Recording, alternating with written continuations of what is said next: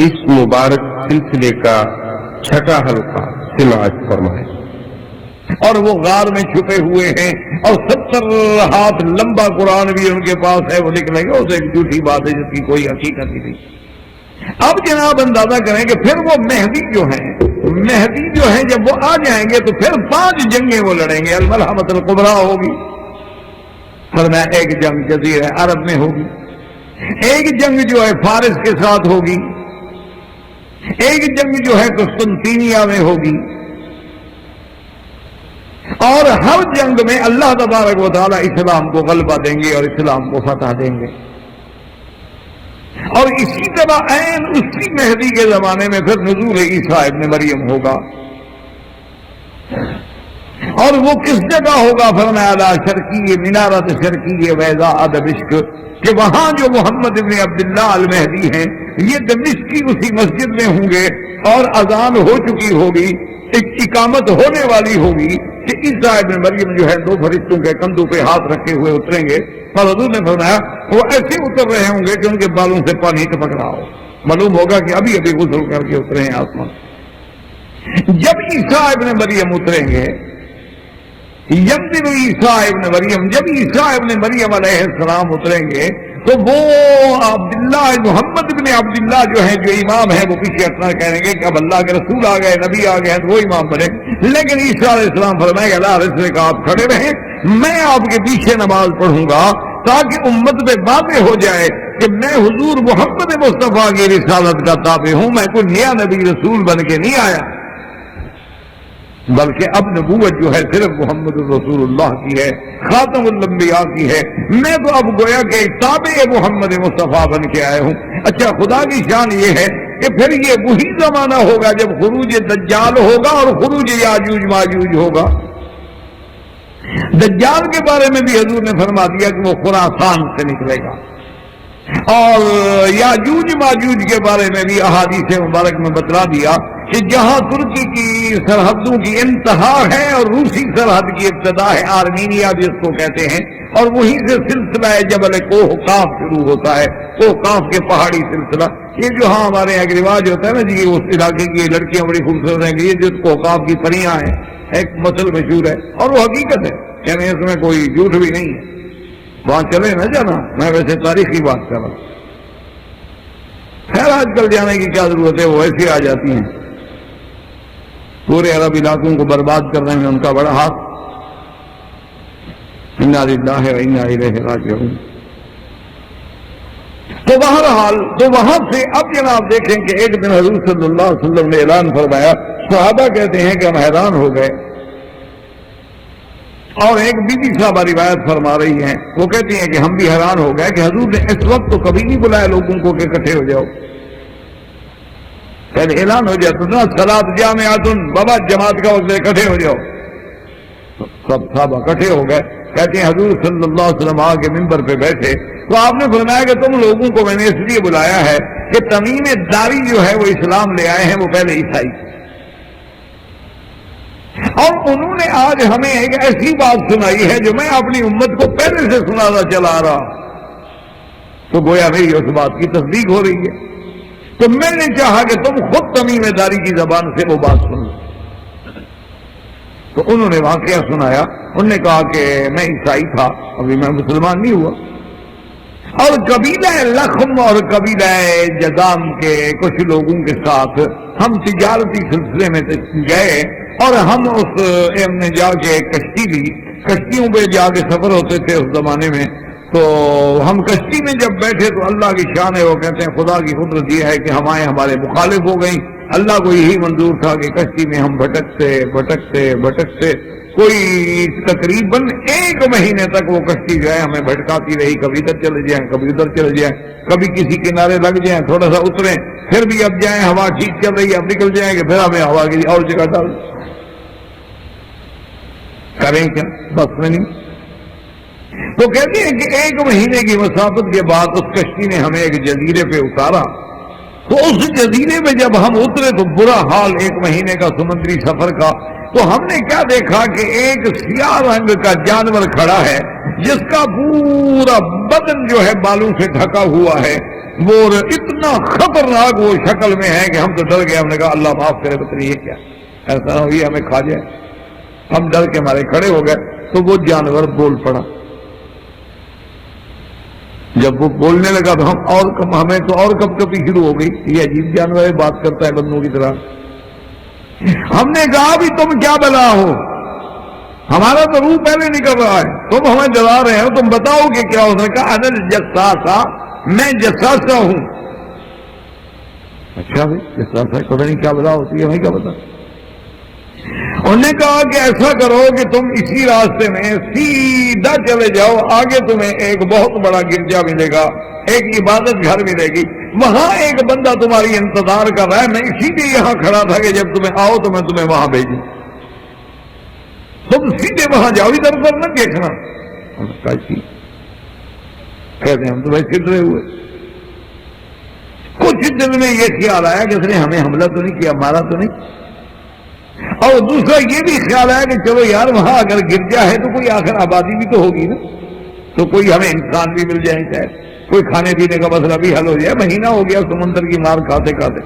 وہ کہتے ہیں ہم آئے تو واقعی ایک عظیم عمارت تھی، ایک عظیم قسم کا گرجا تھا، اور دروازے کھلے ہوئے تھے. ہم داخل ہوتے گئے اور جب ہم آخری کمرے میں پہنچے تو وہاں ہم نے دیکھا کہ ایک آدمی جو ہے وہ زنجیروں میں جکڑا ہوا ہے اور کرسی پہ بیٹھا ہوا ہے، لیکن اس کی گردن یوں جھکی ہوئی ہے اور ہاتھوں میں اور پاؤں میں زنجیریں ہیں، اور زنجیر میں اس کو جکڑ کے بٹھایا گیا. ہم جب گئے داخل ہوئے اس کے قریب آئے تو اس نے کہا اچھا تم آ گئے ہو، تمہیں کس نے بھیجا ہے؟ ہم نے کہا جی وہ جساسا کوئی جانور کھڑا تھا، ہمیں تو اسی نے بھیجا. انہوں نے کہا ڈرو نہیں، تم کہاں سے آئے ہو؟ ہم نے کہا ہم عرب سے آئے.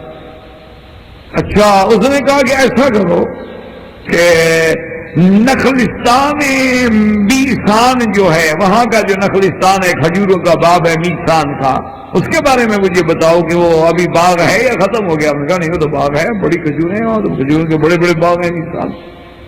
اچھا. اس نے کہا اچھا وہ بھی ختم ہو جائے گا. اس نے کہا اچھا ایک جگہ ہے بحیرہ تبریہ، وہاں تبریہ نامی ایک جگہ ہے جہاں ایک بحیرہ ہے، چشمے ہیں، پانی ہے، وہاں پانی ہے یا خشک ہو گیا؟ ہم نے کہا نہیں وہاں تو پانی ہے. انہوں نے کہا وہ بھی خشک ہو جائے. اور اس کے بعد اس نے کہا کہ سرزمین مکہ میں ایک نبی الامی، ایک امی نبی نے پیدا ہونا تھا، وہ پیدا ہو گئے. ہم نے کہا ہاں وہ تو ہو گئے. اس نے کہا ان کا نام کیا تھا؟ ہم نے کہا محمد الرسول اللہ صلی اللہ علیہ وسلم. انہوں نے کہا اب تو خیر وہ مکے سے بھی چلے گئے، ہجرت کر گئے مدینہ شریف کی. اس نے کہا ہاں یوں ہونا اور یہ ہوگا. اسی طرح اب ہم حیران کہ وہ ہم سے ایسی ایسی چیزیں پوچھ رہا ہے جو حقائق ہیں.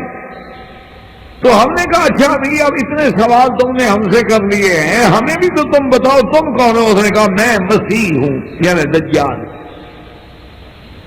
اب میرے بھی آزاد ہونے کا وقت آ گیا ہے جب میں پوری دنیا میں گھوموں گا اور پھروں گا. میری قید کے دن بھی ختم ہونے والے ہیں، اب میری بھی آزادی کے دن آ گئے ہیں اور میں نے پوری دنیا پہ گھومنا ہے. جتنے دن میں نے قید کاٹ لیا میں کوئی جگہ نہیں چھوڑوں گا. تو حضور صلی اللہ علیہ وسلم نے فرمایا اپنے صحابہ سے کہ آؤ سنو، میں جس دجال کی تمہیں خبر دے رہا تھا تمیم داری اس کی پوری تصدیق کر رہا ہے یا نہیں کر رہا؟ تو یہ دجال جو ہے یہ بھی عیسیٰ علیہ السلام کے زمانے میں ظاہر ہوگا، اور یہ دجال ایسا ظالم ہوگا، اتنا بڑا فتنہ ہوگا کہ وہ زمین کو حکم دے گا کہ اخرجی کنوز کے، زمین تمہارے اندر جتنے خزانے چھپے ہوئے ہیں باہر نکالو. زمین سونا چاندی نکال کے باہر پھینک دے. لوگ دیکھیں گے وہ کہیں گے ہاں بالکل تم خدا، یہ زمین تمہارے تابع. وہ دریا اس سے کہے گا کہ رک جاؤ، تو دریا اپنی روانی ہے چھوڑ دیں گے، رک جائیں گے. وہ کہے گا چل پڑو، دریا چل پڑیں گے. وہ ساری دنیا گھومے گا، آخر کو وہ مدینہ منورہ کے قریب جبل احد کے قریب آئے گا اور کوشش کرے گا کہ کسی طرح میں حرم میں داخل ہو جاؤں. لیکن حضور نے فرمایا لا انقا بہا الملائکہ، اللہ کے حرمین کی سرحدوں پہ اللہ کے فرشتے کھڑے ہوں گے، دجال خدا داخل نہیں ہوں. اور اسی زمانے میں 3 زلزلے آئیں گے. حضور نے فرمایا سب سے پہلے تو مدینہ منورہ کے شہر میں ایسا زلزلہ آئے گا کہ جتنے منافق ہیں، اہل بدعت ہیں، اہل اہوا ہیں، جو مدینے میں اتفاق سے مر گئے، دفن ہو گئے، لیکن اس زلزلے کی وجہ سے اللہ ان سب کو اٹھا کے مدینے سے باہر پھینک دیں. مدینے میں صرف وہ بچیں گے جو ایمان والے ہیں. اور حضور صلی اللہ علیہ وسلم نے فرمایا کہ اس دجال کو پھر حضرت عیسیٰ علیہ السلام قتل کریں کہ انہو یقتل الدجال ویکسر الصلیب ویضع الجزیہ. آپ نے فرمایا کہ وہ حضرت عیسیٰ علیہ السلام آئیں گے اور حضرت عیسیٰ علیہ السلام ہی آ کر ان کو دجال کو قتل کریں گے، ان کو ایک نیزہ پھینکیں گے. ورنہ دجال کا تو حالت یہ ہوگی، حضور نے فرمایا جب وہ عیسیٰ علیہ السلام کو دیکھے گا یذوب کما تذوب الملح فی الماء، جیسے نمک پانی میں پگھل جاتا ہے ایسے پگھلنا شروع ہو جائے گا. لیکن اللہ کا حکم ہے آپ مارے. اور یہ وہی معاملہ ہوگا جب آخری جنگ جو ہے پھر عیسیٰ علیہ السلام کے زمانے میں بھی ہوگی، اور جس کے بارے میں حضور پاک نے فرمایا کہ اللہ مسلمانوں کو ایسی کامیابی دیں گے، ایسی فتح دیں گے کہ یہودیت کا نام و نشان مٹ جائے گا، بلکہ یہودی کسی پتھر کے پیچھے، درخت کے پیچھے، دیوار کے پیچھے چھپے گا تو وہ پتھر بول پڑے گا کہ یا مسلم تعال غلائی یہودی فقتلو، آؤ میرے پیچھے چھپا ہوا ہے بدبخت. الا الاذخر، حضور نے فرمایا اذخر ایک پودا ہے وہ نہیں بولے گا، اس کے پیچھے اگر کوئی یہودی چھپے گا تو وہ نہیں بولے گا. آپ نے فرمایا انہا شجرۃ الیہود، کیونکہ وہ گویا کہ یہودیوں کا ایک درخت ہے، اس کی بڑی تکریم کرتے ہیں وہ، تو وہ ان کا ساتھ دے گا، وہ ان کے بارے میں کوئی بات نہیں کرے. اور اسی طرح حضور صلی اللہ علیہ وسلم نے فرمایا کہ یاجوج ماجوج نکلیں گے، وَهُمْ مِنْ كُلِّ حَدَبٍ يَنْسِلُونَ، اور ایسی بلا ہوں گے وہ یاجوج ماجوج کہ دریاؤں پہ گزریں گے تو پانی سارا پی جائیں گے، دریا خشک. فصلوں پہ گزریں گے، آپ کی میلوں میں فصلیں کھڑی ہیں، گندم کھڑی ہے، چاول کھڑے ہیں، لہر آ رہے ہیں، پوری کی پوری فصل کھا جائیں. تو وہ بھی پھر عیسیٰ علیہ السلام کی دعاؤں سے اللہ پاک ان پر بھی عذاب بھیجیں گے اور سارے مر جائیں گے. جب مر جائیں گے تو پوری دنیا میں اپنا اس پورے علاقوں میں تعفن اور بدبو پھیل جائے گی. پھر اللہ کے پیغمبر اللہ سے دعا کریں گے تو اللہ تبارک و تعالیٰ ایک خاص بڑے بڑے پرندے بھیجیں گے جو ان کو اٹھا کے لے جائیں گے اور سمندروں میں پھینک دیں گے. اسی طرح حضور صلی اللہ علیہ وسلم نے فرمایا کہ خروج الدابۃ، ایک جانور نکلے گا، اور وہ کہاں سے نکلے گا؟ صفا سے. یہ جو صفا کی پہاڑی ہے، حضور نے فرمایا اس جانور سے ڈرنا نہیں، حضور نے فرمایا گھبرانا نہیں، ڈرنا نہیں. وہ جانور باتیں بھی کرے گا اور ہر مومن کی پہچانی پہ نشان بھی لگائے گا کہ یہ مومن ہے. اس لیے فرمایا اس سے گھبرانے کی کوئی بات نہیں. اور اسی طرح حضور صلی اللہ علیہ وسلم نے فرمایا کہ عیسیٰ ابن مریم علیہ السلام کو اللہ تبارک و تعالی پھر اتنی قوت دیں گے، طاقت دیں گے کہ پوری یبلع الارض عدلا وقسطا، پوری دنیا کی سرزمین جو ہے اس کو انصاف سے، عدل سے بھر دیں گے. اور اس زمانے میں ان من اہل الکتاب الا لیؤمنن بہ قبل موتہ، جو ہوں گے وہ ایمان لائیں گے ہاں یہ سچے نبی. اور پھر عیسیٰ ابن مریم انہ یتزوج، آپ کی شادی بھی ہوگی. اس کے بعد ثم یموت، آپ پہ موت بھی آئے گی. ثم یدفن فی روضۃ النبی صلی اللہ علیہ وسلم، پھر حضور کے روضے میں دفن ہوں گے. اب آپ ان سارے واقعات کو میں نے تو اختصار سے بیان کیا ہے کہ اس تھوڑے سے وقت میں کچھ خلاصہ عرض کر دوں، ورنہ یہ ساری کتابیں جو ہیں اشراط الساعہ کی، علامات الساعہ کی، علامات صغریٰ کی، علامات کبریٰ کی، اور اسی طرح اب تو علماء نے بڑی بڑی کتابیں لکھ کے ان کو جمع بھی کر دیا ہے، ان کو سامنے رکھیں اور ایک ایک علامت پڑھتے آئیں، ایک ایک واقعہ پڑھتے آئیں، اور پھر خود دل میں فیصلہ کریں کہ صدق رسول اللہ صلی اللہ علیہ وسلم، اللہ کے نبی نے سچ فرمایا ہے کہ نہیں. دیکھو نا حضور صلی اللہ علیہ وسلم کا اپنے اس دور میں فرما دینا کہ ایسی جنگیں ہوں گی. اچھا حضور صلی اللہ علیہ وسلم یہ بھی پیشین گوئی فرما دی. آپ نے فرمایا کہ بداؤ ترک سے لڑائی نہ کرنا مادام جب تک وہ تم سے لڑائی نہ کریں. اچھا ترک سے مراد یہ ترکی نہیں، لوگوں کو یہ غلط فہمی لگ جاتی، لفظ آ جاتے ہیں ترک کا، حالانکہ حضور نے فرمایا کہ ان کے وجوہ جو ہیں، ان کے چہرے جو ہیں ایسے ہوں گے کل مجان المترکتے، جیسے ڈھال ہو نا لوہے کی، ایسے مار مار مار کے اس کو سیدھا کرتا ہے، ایسے جتنے سے چہرے چھوٹے ناک والی، یہ سارے اس طرف کے لوگ ہیں جو رشین علاقوں کے لوگ. فرمایا جب تک وہ جنگ نہ کریں، جنگ نہیں کریں. اور ان کے چہرے ایسے، اب حج پہ آتے ہیں نا کچھ لوگ ان علاقوں کے، آپ دیکھیں گے کیسے، جیسے حضور نے فرمایا کہ جیسے کوئی موٹی سی چیز ہو اور مار مار کے اس کے ایسے چہرہ نظر آئے گا جیسے کوٹ کوٹ کے سیدھا کیا گیا ہو. تو تمام علامات کو سامنے رکھنے کے بعد ہم تو الحمدللہ اللہ کا کروڑ کروڑ شکر ہے کہ مسلمان ہیں، لیکن اب آپ ان سارے واقعات کو سامنے رکھیں اور پھر دیکھیں کہ محمد الرسول اللہ کہ کیا حضور نے جو فرمایا وہ سچ ہے. حضور نے جو خبر دی کیا اس میں ایک پہلو، ایک شمع برابر بھی کوئی بات غلط ہے؟ ابھی ایک کتاب آئی ہے، آپ نے شاید ڈاکٹر کیتھی مور، ایک بہت بڑا ڈاکٹر جو ایمبریالوجی کا بہت بڑا مانا ہوا ہے، ورلڈ نون قسم کا آدمی، اس نے جناب یہ ہے کہ اس نے اپنی بڑی بڑی اہم کتابیں لکھی ہیں کہ بچوں پر، بچے پیدا ہوتے ہیں اس پہ اس کی ابحاث ہیں، بحثیں ہیں اس کی، اور بڑی اہم کتابیں کہ پیدا ہونے سے پہلے کیا کیفیت ہوتی ہے، اس کے بعد کیا کیفیت ہوتی ہے، پھر پہلے مہینے میں کیا کیفیت ہوتی ہے، دوسرے مہینے میں کیا کیفیت ہوتی ہے. اس کے سامنے جب اللہ کا قرآن آیا تو اس نے مسلمانوں سے اپیل کی کہ قرآن پاک میں، سارے قرآن میں جہاں جہاں بچے کی ولادت کے معاملے سے تعلق ہے وہ ساری آیتیں مجھے جمع کر کے ترجمہ کر دو. جب ساری قرآن کی آیتیں جمع کر کے ترجمہ کر کے اس کو سامنے رکھا گیا تو اس نے کہا واللہ ایسے معلوم ہوتا ہے کہ 1400 سال پہلے کوئی عظیم طاقت کی خوردبین لے کر محمد عربی نے سارا نقشہ اپنی آنکھوں سے دیکھا. اور پھر اس کے بعد یہ ہے کہ ورنہ اس نے کہا کہ یہ تصور کیسے کیا جا سکتا ہے کہ اس وقت یہ علم نہیں تھا، یہ آلات نہیں تھے، یہ جہاد نہیں تھے، یہ خوردبین نہیں تھی. اس وقت جو حضور نے نقشہ کہہ رہا ہے کہ ثم خلقنا النطفة علقة فخلقنا العلقة مضغة فخلقنا المضغة عظاما فكسونا العظام لحما ثم انشأناه خلقا آخر فتبارك الله احسن الخالقين. اس نے کہا یہ نقشہ جو کھینچا ہے یہ آپ کو کس نے بتایا؟ وہ کہتا ہے معلوم ہوتا ہے کہ وہ سچا رسول ہے، وہ اللہ کا پیغمبر ہے، باقی اس کو اللہ نے کہیں سے خبر دی ہے، ورنہ مکے کا تو ماحول ہی کوئی نہیں، وہاں تو کوئی میڈیکل کالج ہی نہیں. جب حضور صلی اللہ علیہ وسلم پیدا ہوئے کون سا میڈیکل کالج تھا؟ کہاں سے حضور نے ایمبریالوجی پڑھی تھی؟ اور اس نے کہا میں تو ساری زندگی حلقے کا معنی ہی غلط کرتا رہا، ہم تو اس کا ترجمہ ہی غلط کرتے رہے. یہ تو قرآن نے ہمیں سمجھایا کہ حلقہ کیا ہوتا ہے، جسے ہم کہتے ہیں لوتھڑا. جب ہم کہتے ہیں پہلے جو نطفہ ہوتا ہے پھر خون بنتا ہے، پھر خون کا لوتھڑا بن جاتا ہے، حالانکہ اس کا صحیح معنی ہوتا ہے جونک.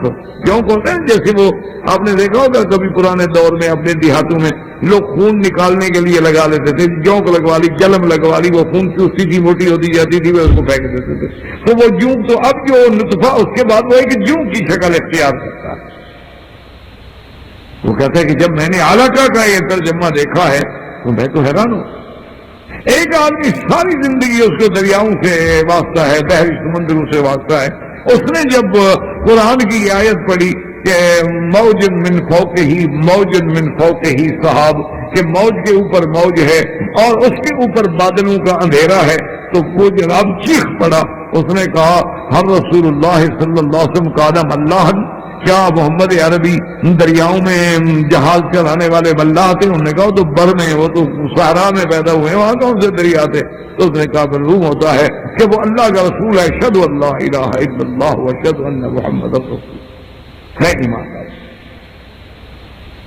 تو اس لیے ہمیشہ یاد رکھیں کہ سب سے پہلے تو ہم نے یہ دیکھنا ہے کہ ہمارے نبی جو ہیں اللہ کے رسول ہیں، اللہ کے نبی ہیں، بشیر ہیں، نذیر ہیں، سراج منیر ہیں، صادق الوعد الامین ہیں. اپنی دعوت میں، اپنی رسالت میں، اپنے پیغام میں، اپنے دین میں اتنے سچے ہیں کہ دنیا کی کوئی طاقت ان کی سچائی کو ٹھکرا نہیں سکتی. وآخر دعوانا ان الحمدللہ رب العالمین.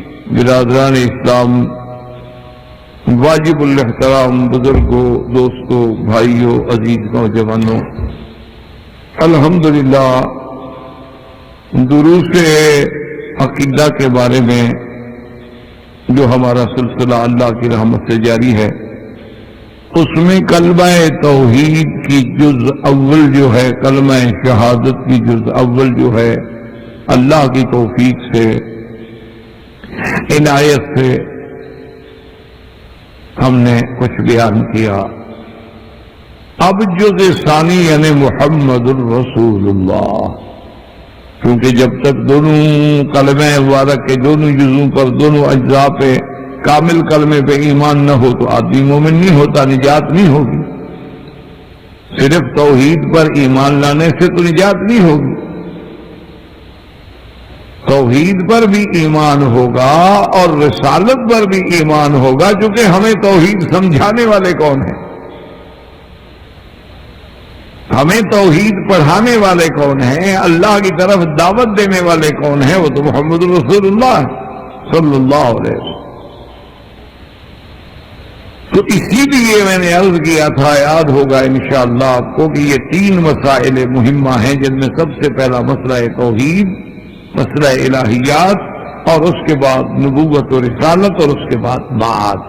تو کلمہ شہادت جب ہم پڑھتے ہیں، جہاں ہم اقرار کرتے ہیں کہ لا الہ الا اللہ، کوئی معبود برحق نہیں مگر اللہ، تو ساتھ اقرار کریں گے محمد رسول صلی اللہ علیہ وسلم۔ اب چونکہ سیرت النبی میں سرکار دو عالم صلی اللہ علیہ وسلم کی سیرت کے بارے میں بڑی تفصیل سے الحمدللہ اللہ نے بیان کرا دیا ہے، تو اب ہم ضروری باتیں کریں گے جن کا عقیدے سے تعلق، ورنہ حضور کی صفت و سیرت تو ختم ہی نہیں ہو سکتی۔ پچھلے درس میں ہمارا موضوع یہ تھا کہ سب سے پہلے تو اللہ کے رسول کی صداقت پہ یقین، کہ جیسے اللہ کی کلام میں کوئی شک نہیں، کوئی ریب نہیں، کوئی شبہ نہیں، کوئی کسی قسم کا کوئی وہم و خیال ہی نہیں، کہ اللہ کا کلام بالکل سچا، من اصدق من اللہ حدیثا، تو اسی طرح اللہ کا بھیجا ہوا جو پیغمبر جو ہے وہ بھی الصادق الوعد الامین۔ حضور کی صداقت پہ ایسے یقین ہو کہ جیسے انسان مثلاً 2 اور 2 4 ہو سکتے ہیں، کبھی 5 نہیں ہوتے، اسی طرح بے عین ہی یقین ہو کہ جو سرکار دو عالم صلی اللہ علیہ وسلم نے فرمایا ہے وہ ہر حال میں حق، کیونکہ جب اللہ نے خود فیصلہ کر دیا کہ وما ينطق عن الهوى إن هو إلا وحي يوحى، کہ میرا پیغمبر تو کوئی بات، کوئی حکم، کوئی فرمان اپنی طرف سے تو جاری نہیں کرتے، وہ تو وحی ہو، اللہ کا وحی ہو۔ تو حضور صلی اللہ علیہ وسلم کی صداقت پہ کامل ایمان، ورنہ آپ کی صداقت تو ایک ایسی چیز ہے کہ جیسے میں نے عرض کیا تھا کہ صرف وہ مسلمان نہیں، مومن نہیں، اپنے نہیں، دشمن بھی معترف ہے۔ کوئی آدمی سرکار دو عالم صلی اللہ علیہ وسلم کے کردار پہ، آپ کی صداقت پہ، آپ کی دیانت پہ، یعنی کوئی آدمی منصفانہ طور پہ اعتراض نہیں کر سکا۔ ایک تو اناد ہے، ضد کا تو دنیا میں کوئی علاج نہیں ہوتا ہے۔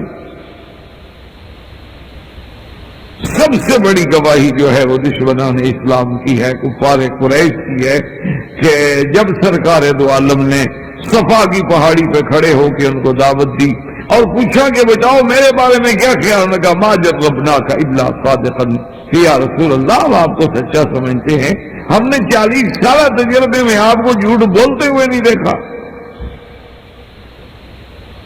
اسی طرح جب حجر اسود میں جھگڑا ہوا اور قریش کے سرداروں نے اور قبائل نے خون میں انگلیاں دبو کے قسمیں کھا لی، وہ کہنے کا میں مٹ جائیں گے لیکن حجر اسود اب رکھے۔ آخر جب فیصلہ ہوا کہ بھی لڑو نہیں، جو صبح آئے فیصلہ کر لیں ہمارا مان لیں گے، تو جب حضور میں نظر پڑی تو سب خوش ہو گئے، کہنے کہ اب شروع جا صادق الامین، خوش ہو جاؤ، اللہ کی قسمت، اللہ نے ہماری قسمت بنائی ہے کہ فیصلہ کرنے کے لیے محمد مصطفیٰ جو صادق بھی ہے، امانت والا بھی ہے، وہ آ رہے۔ دشمن ہے لیکن کہتے ہیں صادق۔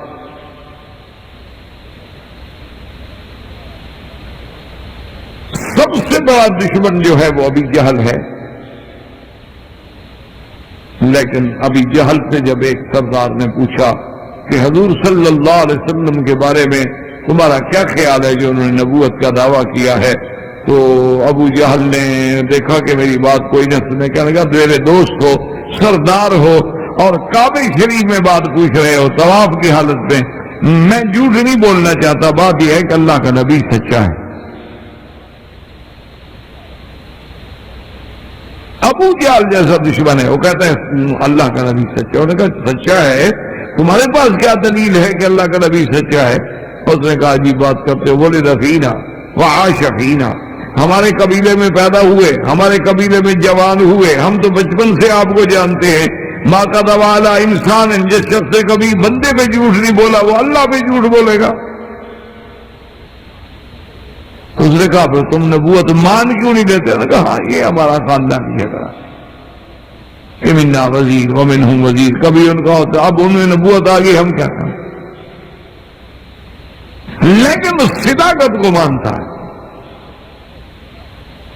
سب سے بڑا دشمن نبی لہب ہے، لیکن جب حضور نے دعا کر دی کہ اللہم سلط علیہ قلبا من کلابک، اس کے بیٹے پہ حضور کو غصہ آیا تو آپ نے فرمایا اللہ جنگل کے کتوں میں سے کوئی کتا اس پہ مسلط کر دے. تو ابھی لہب ڈر گیا. اس نے اپنے بیٹے سے کہا کہ اکیلے نہ سوا کرو، سارے تاجر اور خدام اور عمال اور حمال سب کو باہر سلاتے، سامان کا مشان بنا کے اس کے اوپر سلاتے، کہتے مجھے انا اخاف بدعوت محمد ان سے، حضور کی دعوت کا مجھے خوف ہے.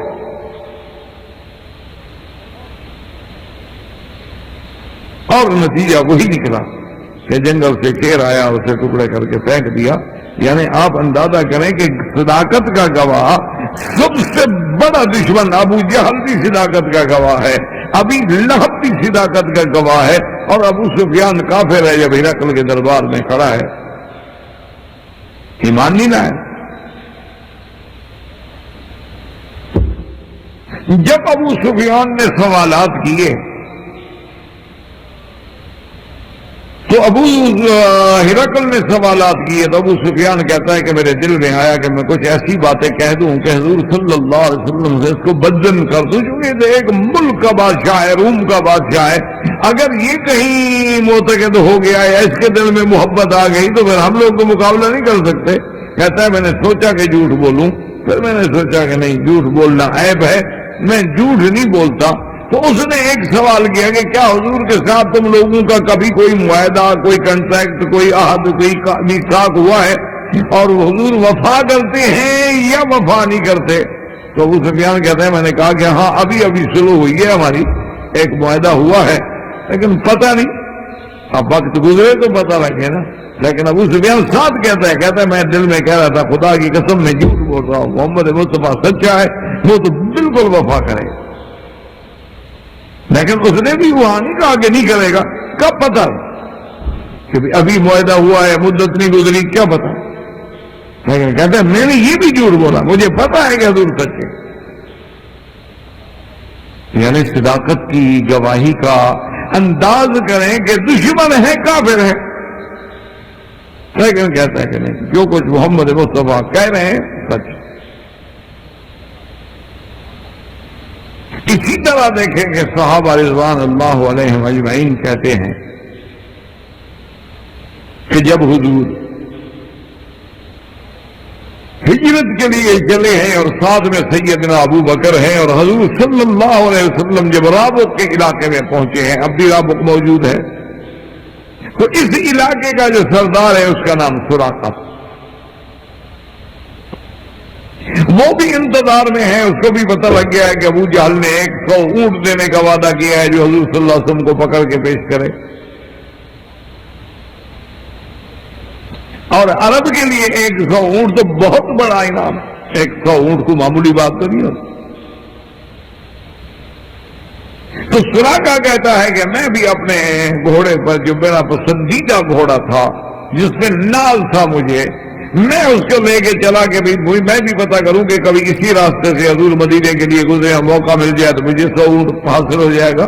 تو جب حضور صلی اللہ علیہ وسلم کو دور سے میں نے دیکھا، کہتا مجھے یقین ہو گیا کہ یہ جو ہے نا آنے والے لازم یہ وہی محمد مصطفیٰ ہے جس کی تلاش ہے قریش کو. میں نے گھوڑا دوڑایا, قریب آیا تو گھوڑا میرے کے پاؤں جو تھے وہ زمین میں دھنس گئے.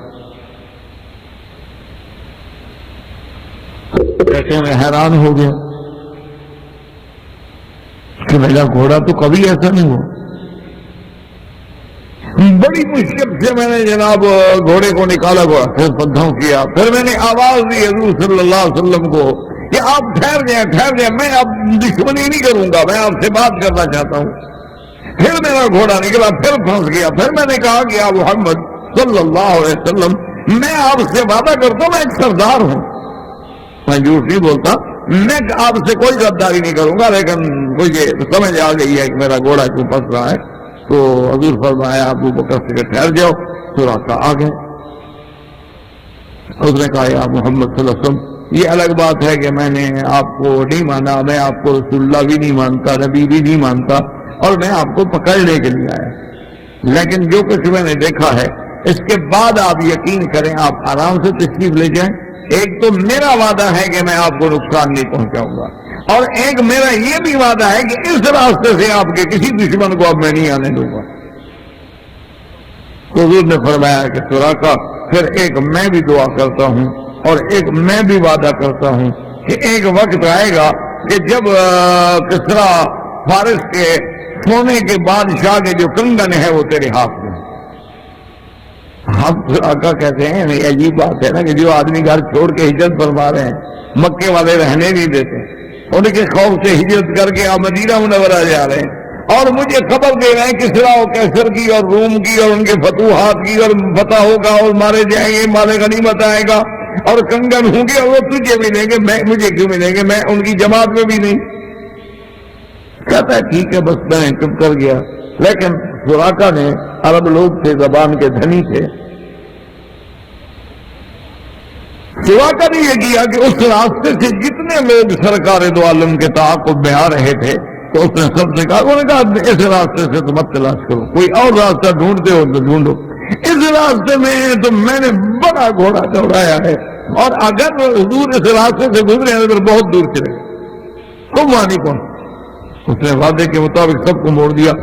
اب سیدنا عمر کا دور آ گیا, اندازہ کریں, سرکار دو عالم کا زمانہ گزر گیا, صدیق کا زمانہ گزر گیا, خلافت عمر کا زمانہ آ گیا, وہ ملک فتح ہوا اور بادشاہ کے کنگن والے غنیمت میں آئے, حضرت عمر کے سامنے رکھے ہیں, عمر کے آنسو بہ رہے ہیں اور فرماتے ہیں کہ سراقہ کو بلاؤ, صادق رسول اللہ, میرے مدینے سچ کہا تھا, بلاؤ سراقہ کہاں ہے. سراقہ مسلمان ہو چکا ہے. حضرت سراقہ کے ہاتھ میں حضرت عمر کنگن ڈال رہے ہیں اور کہتے ہیں سراقہ یاد ہے تیرے ساتھ میرے نبی نے کیا وعدہ کیا تھا, اور سراقہ کے آنسو بہ رہے ہیں اور کہتے ہیں صدق رسول اللہ, اللہ کے نبی نے جو کہا تھا سچ کہا تھا. تو سرکار دو عالم صلی اللہ علیہ وسلم کی صداقت. اسی طرح صحابہ کہتے ہیں کہ جب جنگ بدر ہوئی, جنگ بدر ہونے سے قبل ابھی میدان جنگ نہیں لگا ہے, یعنی دونوں فوجیں تو آمنے سامنے, اور ابھی میدان نہیں لگا, لیکن حضور صلی اللہ علیہ وسلم پر جب اللہ کا قرآن اترا ہے تو ابھی یہ جنگ بدر سے بلکہ بعض صحابہ فرماتے ہیں کہ 7 سال پہلے حضور نے فرما دیا کہ سَيُهْزَمُ الْجَمْعُ وَيُوَلُّونَ الدُّبُرَ. 7 سال پہلے کہ ایک جماعت جو ہے وہ منہ پھیرے گی اور شکست کھائے گی اور بھاگے گی. صحابہ کہتے ہیں ہمیں سمجھ نہیں آتی تھی کہ وہ کون سی جماعت ہوگی, کون سی جماعت مراد. لیکن جب جنگ بدر کا موقع آیا ہم نے دیکھا کہ حضور کی زبان مبارک میں وہی آیت ہے سَيُهْزَمُ الْجَمْعُ وَيُوَلُّونَ الدُّبُرَ, اور حضور نے فرمایا کہ میرے صحابہ بالکل نہ گھبراؤ, اللہ کی نصرت آ گئی ہے, اور جب میدان جنگ ہوگا فلاں کافر کی لاش اس جگہ ہوگی, فلاں کافر کی لاش یہاں پڑی ہوگی, فلاں کافر کی لاش یہاں پڑی ہوگی, فلاں کافر کی لاش یہاں پڑی ہوگی. صحابہ کہتے ہیں خدا کی قسم ہے جب جنگ ختم ہو گئی 1 انچ کا بھی فرق نہیں تھا, جہاں حضور نے فرمایا وہی لاشیں پڑی. کہ صدق رسول اللہ صلی اللہ علیہ وسلم, اللہ کے نبی کی صداقت, اللہ تبارک و تعالیٰ کے نبی کی امانت, کیوں؟ اگر اللہ کے پیغمبر کی بات میں بھی اگر جھول آ جائے تو پھر تو یہ سیدھی بات اللہ پہ جاتی ہے نا، پھر اللہ کے کلام پہ کون اعتبار کرے گا؟ آپ دیکھتے ہیں نا کہ کسی ملک کے سفیر کو دیکھ کے فیصلے کیے جاتے ہیں کہ اس ملک کی کیا طاقت، اس ملک کی کیا حیثیت، اس ملک کا علمی مقام کیا ہے، اس ملک کا کردار کیا ہے، کریکٹر کیا ہے، مالی پوزیشن، اقتصادی پوزیشن کیا ہے، کیونکہ وہ سفیر نمائندہ ہوتا ہے اس ملک کا، اس ملک کی ترجمانی کرنے والا ہوتا ہے، تو وہ سارا گویا کہ اس ملک کا ایک حال ہوتا ہے، ایک بندہ جو ہے گویا ملک کی پوری تصویر ہوتی ہے۔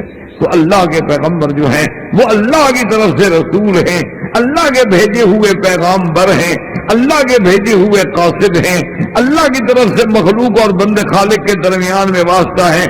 اگر ان کے کریکٹر میں، ان کی زبان میں، ان کی صداقت میں، ان کی عصمت میں، ان کی عزت میں، ان کے مقام میں کوئی ذرا سی کروڑویں حصے کی بھی لچک ہو تو دشمن کام موقع دے گا، جینے دے گا۔ اور اسی طرح یہ بات دیکھیں کہ جیسے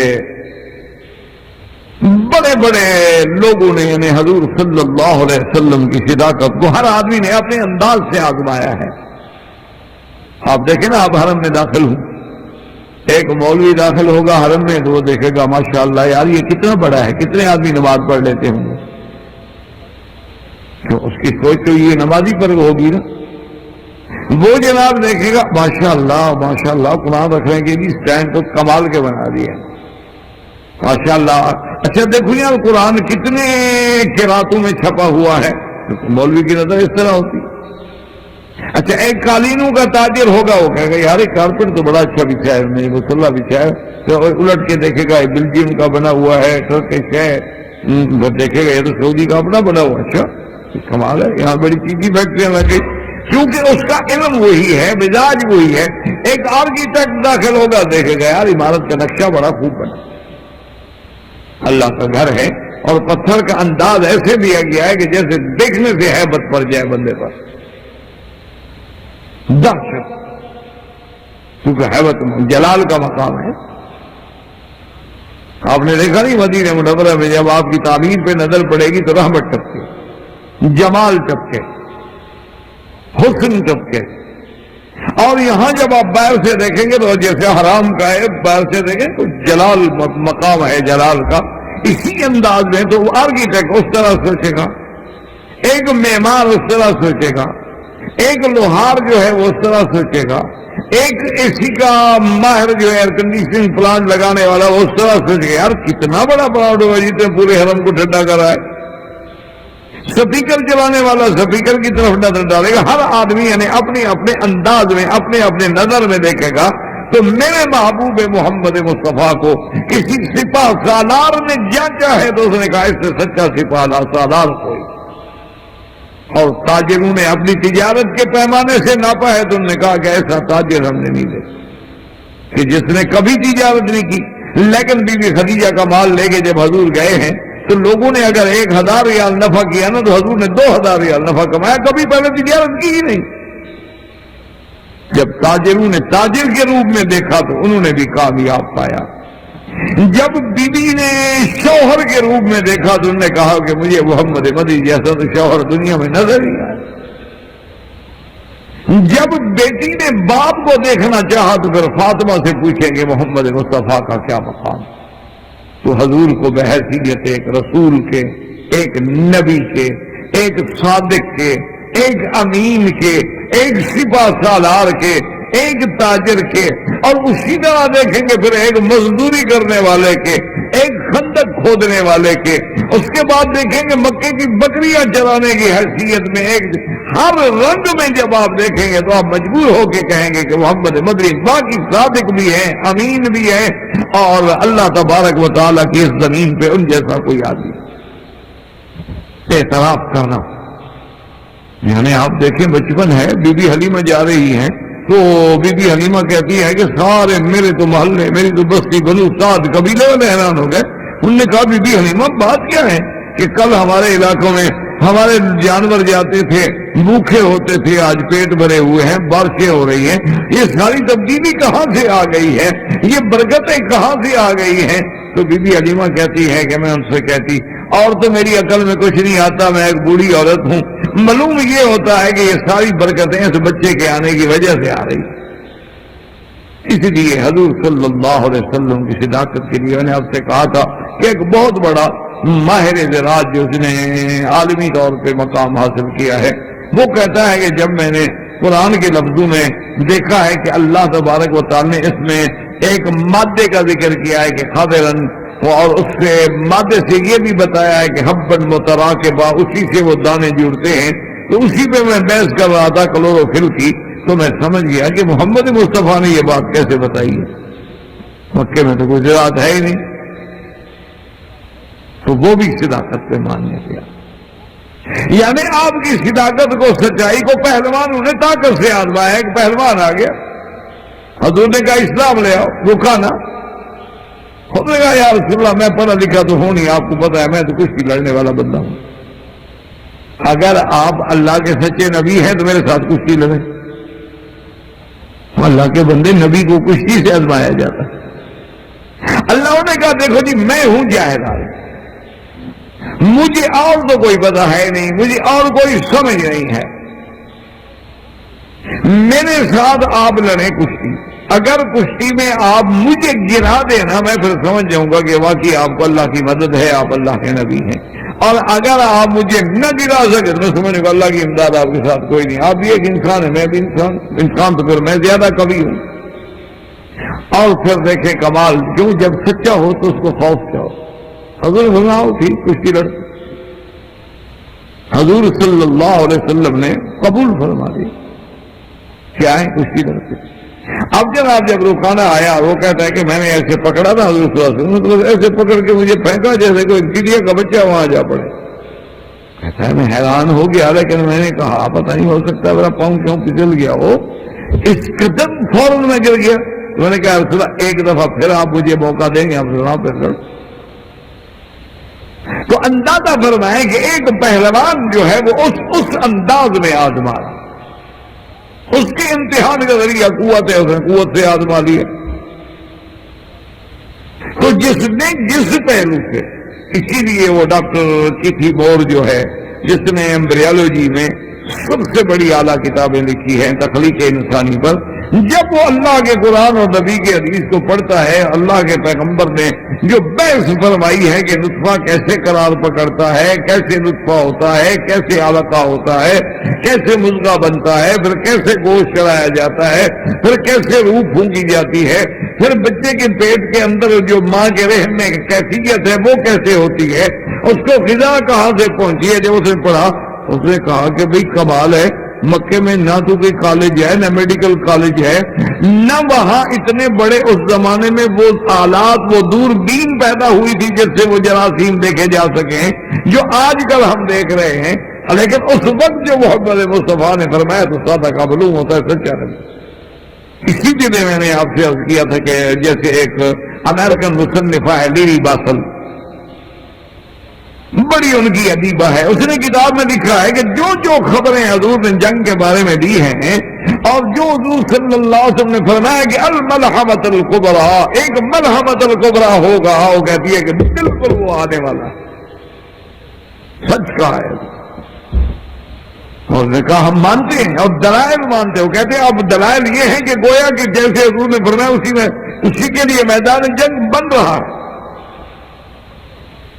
اچھا، اسی طرح طبقات ارض پر بحث کرنے والوں نے جب لوگ دیکھا کہ جو لوگ زمین پہ بحث کرتے ہیں جن کا طبقات ارض سے تعلق ہوتا ہے، بحث کرتے ہیں کہ دیکھو جی سمندر آگے آ رہے ہیں، ابھی آپ نے پڑھا ہوگا، اخباروں میں بھی آپ پڑھتے ہوں گے کہ کچھ عرصے کے بعد ایک ایسا وقت آئے گا کہ پانی اس انداز میں آئے گا کہ بعض ملک جو ہے وہ تختہ ارض پہ بھی نہیں رہیں گے، وہ ختم ہو جائیں گے، ڈوب جائیں گے،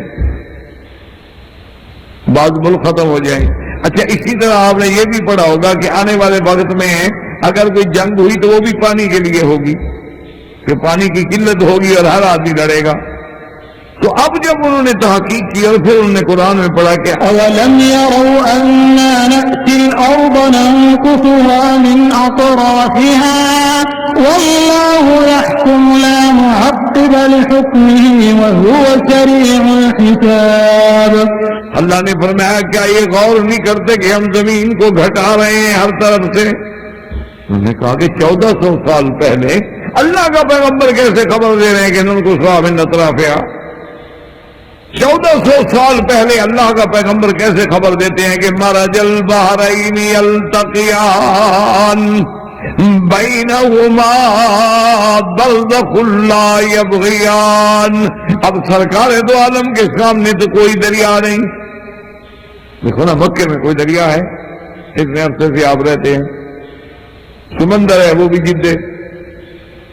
مکے میں کوئی دریا نہیں ہے اور اللہ فرماتے ہیں دو دریا مرج البحرین یلتقیان، دو دریا ان کا ملنا، اور بینہما برزخ لا یبغیان، ان کے درمیان میں اللہ نے حاجز رکھ دیا ہے، وہ ایک دوسرے سے تجاوز زیادتی نہیں کر سکتے. اب حضور کے سامنے دو دریا ہے ہی نہیں.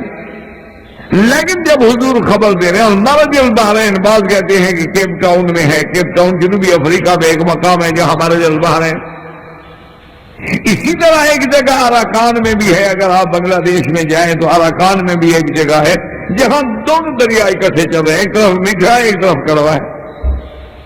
اچھا خدا کی قدرت دیکھیں کہ اگر اس جہاز میں یا کشتی میں آپ جائیں، ایک طرف سے دوسری طرف نکل جائیں، کوئی چیز رکاوٹ نہیں. اچھا کشتی کے ذریعے آپ یعنی غواصی کریں، غوطہ لگائیں، ایک طرف سے دوسرے سے نکل جائیں، ادھر سے غوطہ لگائیں، ایسے نکل جائیں، کوئی درمیان میں دیوار نہیں. لیکن وہ کون سی چیز ہے جو ایسے کڑوے اور میٹھے کو ملنے نہیں دیتی؟ اسی کو اللہ فرماتا ہے کہ بینہما برزخ، وہ ایک ہم نے حاجز رکھا ہے. تمہاری نظر میں تو وہ مل رہے ہیں لیکن میں جانتا ہوں میں نے ان کو ملنے سے روکا ہوا. ایسے کٹھے چل رہے ہیں، کڑوا کڑوا ہے میٹھا میٹھا. اچھا کبھی طوفان ہے تو یہ کڑوا میٹھے اوپر چڑھ جاتا ہے. اچھا پھر جب طوفان اس کا ختم ہوتا ہے تو واپس لوٹ جاتا ہے. میٹھے والا نیچے والا اپنی جگہ پہ، اس کو اپنی جگہ پہ. يخرج منهما اللؤلؤ والمرجان. مکے والے کیا جانتے تھے لولو کیا ہوتا ہے؟ ان کو کیا پتا تھا کہ ایک چھوٹے موتی ہوتے ہیں اور وہ سمندر سے نکلتے ہیں؟ ان کو کیا پتا تھا مرجان بھی ایک شاخدار چیز ہوتی ہے، پھر اس کو کاٹ کے اس کے پتھر بنائے جاتے ہیں. حضور سے 1400 سال پہلے اس بات کی کیا خبر؟ یعنی آپ خود اندازہ کریں. اسی لیے جب حضور صلی اللہ علیہ وسلم نے خبر دی کہ قیامت والے دن اللہ پاک جب مسلمانوں کو جنت میں بھیجیں گے اپنی رحمت کے ساتھ، تو فیہا انہار من ماء، کہ وہاں نہریں من ماء غیر آسن، ایسے پانی کی نہر ہے جو کبھی خراب نہیں ہوتا، اور ایسے دودھ کی نہر ہے، اور شہد کی نہر ہے، اور خمر کی شراب کی نہر ہے، ایسے لبن کی نہر ہے کہ لم یتغیر طعمہ، کہ جس کا ذائقہ کبھی تبدیل نہیں ہوتا. اچھا ساتھ قرآن مقدس یہ بھی بتلاتا ہے کہ بھی ان 4 نہروں کا ہیڈ جو ہے یعنی مرکز اصلی جو ہے وہ ایک ہے، جہاں سے وہ نہریں عرش کے نیچے سے پھوٹ رہی ہیں اور جنت میں جا رہی. اسی لیے ایک یہودی کے دماغ میں یہ بات نہ بیٹھی، وہ آیا سیدنا علی رضی اللہ تعالی عنہ کے پاس اور اس نے آگے کہا کہ علی رضی اللہ تعالیٰ عنہ، بات یہ ہے کہ ہم تو سمجھتے تھے کہ اللہ کا قرآن بھی سچا، نبی بھی سچا، لیکن یہ بات سن کے میرا جو وہ اعتقاد تھا نا ذرا متزلزل ہو گیا. حضرت نے فرمایا کیا بات کیا ہو گئی؟ اس نے کہا کمال ہے کہ جب ہیڈ ایک ہے، ایک جگہ سے پانی کے چشمے آ رہے ہیں، صاف بات ہے کہ چشمے بھی ایک ہوں گے. اب یہ الگ بات ہے کہ مرکز ایک ہو اور یعنی ڈیم تو ایک ہو، آگے جو 4 نہریں نکالی جائیں تو ایک میں دودھ جانے لگ جائے، ایک میں اصل جا رہی ہے، ایک میں شراب جا رہا ہے، ایک میں پانی جا رہی ہے. یہ عجیب بات ہے نہیں. یا تو کہنا مرکز سب کے الگ ہے، شہد والی نہر کا الگ ہے، پانی والی کا الگ ہے، دودھ والی کا الگ ہے اور شراب والی کا الگ، لیکن آپ کہتے ہیں اس کا اصل بھی ایک ہے. تو حضرت علی رضی اللہ تعالیٰ عنہ کو اللہ نے بڑا علم دیا تھا، فراست دی تھی، اللہ پاک نے خطابت کے جواہر سے نوازا تھا. تو حضرت علی رضی اللہ نے فرمایا کہ یہودی اس میں کیا شک ہے؟ اس نے کہا کمال ہے حضرت علی، تم بھی مانتے ہو؟ نے کہا بالکل مانتے ہیں، قرآن کی بات ہے، اللہ کی کتاب ہے، نبی کی زبان سے نکلی ہے، بالکل صادق رسول اللہ، حضور نے سچ کہا. اس نے کہا حضرت علی دیکھو، ایک ہے آپ کا ایمان کہ بھی آپ کا ایک ایمان ہے کہ جی حضور سچ کہتے ہیں، لیکن مجھے قائل تو کرو. تو حضرت علی رضی اللہ تعالیٰ نے اس کے سر پہ ہاتھ رکھا، فرمایا یہ کیا ہے؟ اس نے کہا جی سر ہے. اس نے کہا اس میں کیا ہے؟ جی دماغ میں بھیجا ہے. انہوں نے کہا یہ ایک ہے یا دو تین ہے؟ انہوں نے کہا جی سر تو ایک ہے. انہوں نے کہا اچھا تمہارے ناک سے بھی کبھی پانی نکلا ہے؟ کہا جی ہاں، جب نزلہ زکام ہو تو نکلتا ہے. انہوں نے کہا اس کو چکھا ہے تم؟ کیا ذائقہ ہے؟ اچھا کبھی تمہاری آنکھوں سے بھی پانی نکلا ہے؟ انہوں نے کہا ہاں جی کبھی کبھی آنکھوں سے بھی پانی آ جاتا ہے. انہوں نے کہا اس کا ذائقہ دیکھا ہے کیا ہے؟ اور منہ سے تمہارا بلغم جب نکلتا ہے، تھوک نکلتی ہے، اس کا ذائقہ دیکھا ہے تم نے؟ اس کا کیا ہے؟ اور جب تمہارے پیشاب سے پانی نکلتا ہے، اس کا ذائقہ دیکھا ہے کیا؟ برکت تو ایک ہے، یہ چار ذائقے تو تیرے بندن کے اندر موجود ہیں، تو اللہ کی جنت پہ کیسے اعتراض کر رہا ہے؟ ہم نے کہا یہودی یہ چار ذائقے ہیں کہ آنکھ سے پانی نکلے تو الگ ذائقہ ہے، ناک سے نکلے تو الگ ذائقہ ہے، زبان سے نکلے تو الگ ذائقہ ہے، اور کان سے نکلے تو الگ ذائقہ ہے. تو یہ چاروں ایک ہے کہ ایک ہے، آگے ذائقے بدل رہے ہیں. جو خدا اس پہ قادر ہے وہ جنت میں چار میں ایک مرکز سے چلانے پہ قادر نہیں ہے. اس نے کہا کہ ہاں بالکل صدق حضور صلی اللہ علیہ وسلم. اس کا مطلب ہے کہ حضور سچ کہتے ہیں، حضور کی بات تو کبھی غلط نہیں ہوتی. اسی طرح جب سیدنا علی رضی اللہ تعالیٰ عنہ کو حضور نے خبر دی کہ روضہ خاک میں پہنچو، ایک زعینہ ہے اونٹ والی ہے.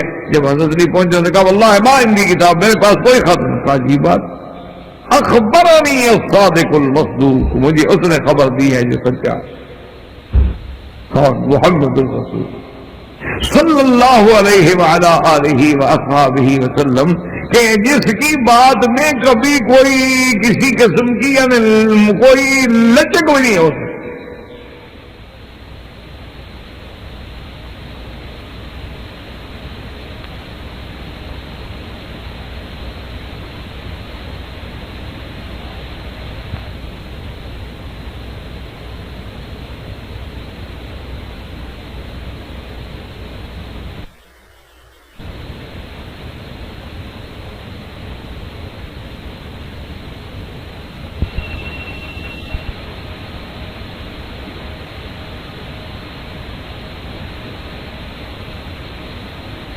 تو حضور صلی اللہ علیہ وسلم کی صداقت، حضور صلی اللہ علیہ وسلم کا سچا ہونا، اس لیے کہ اللہ کے تمام پیغام بر جو ہیں، رسول جو ہے، رسول مانا رسول اللہ، اللہ کی رسالت کا لانے والا قاصد پیغام بر. تو اگر اس میں نعوذ باللہ صداقت نہ ہو تو پھر پیغام کی صداقت کیسے رہے گی؟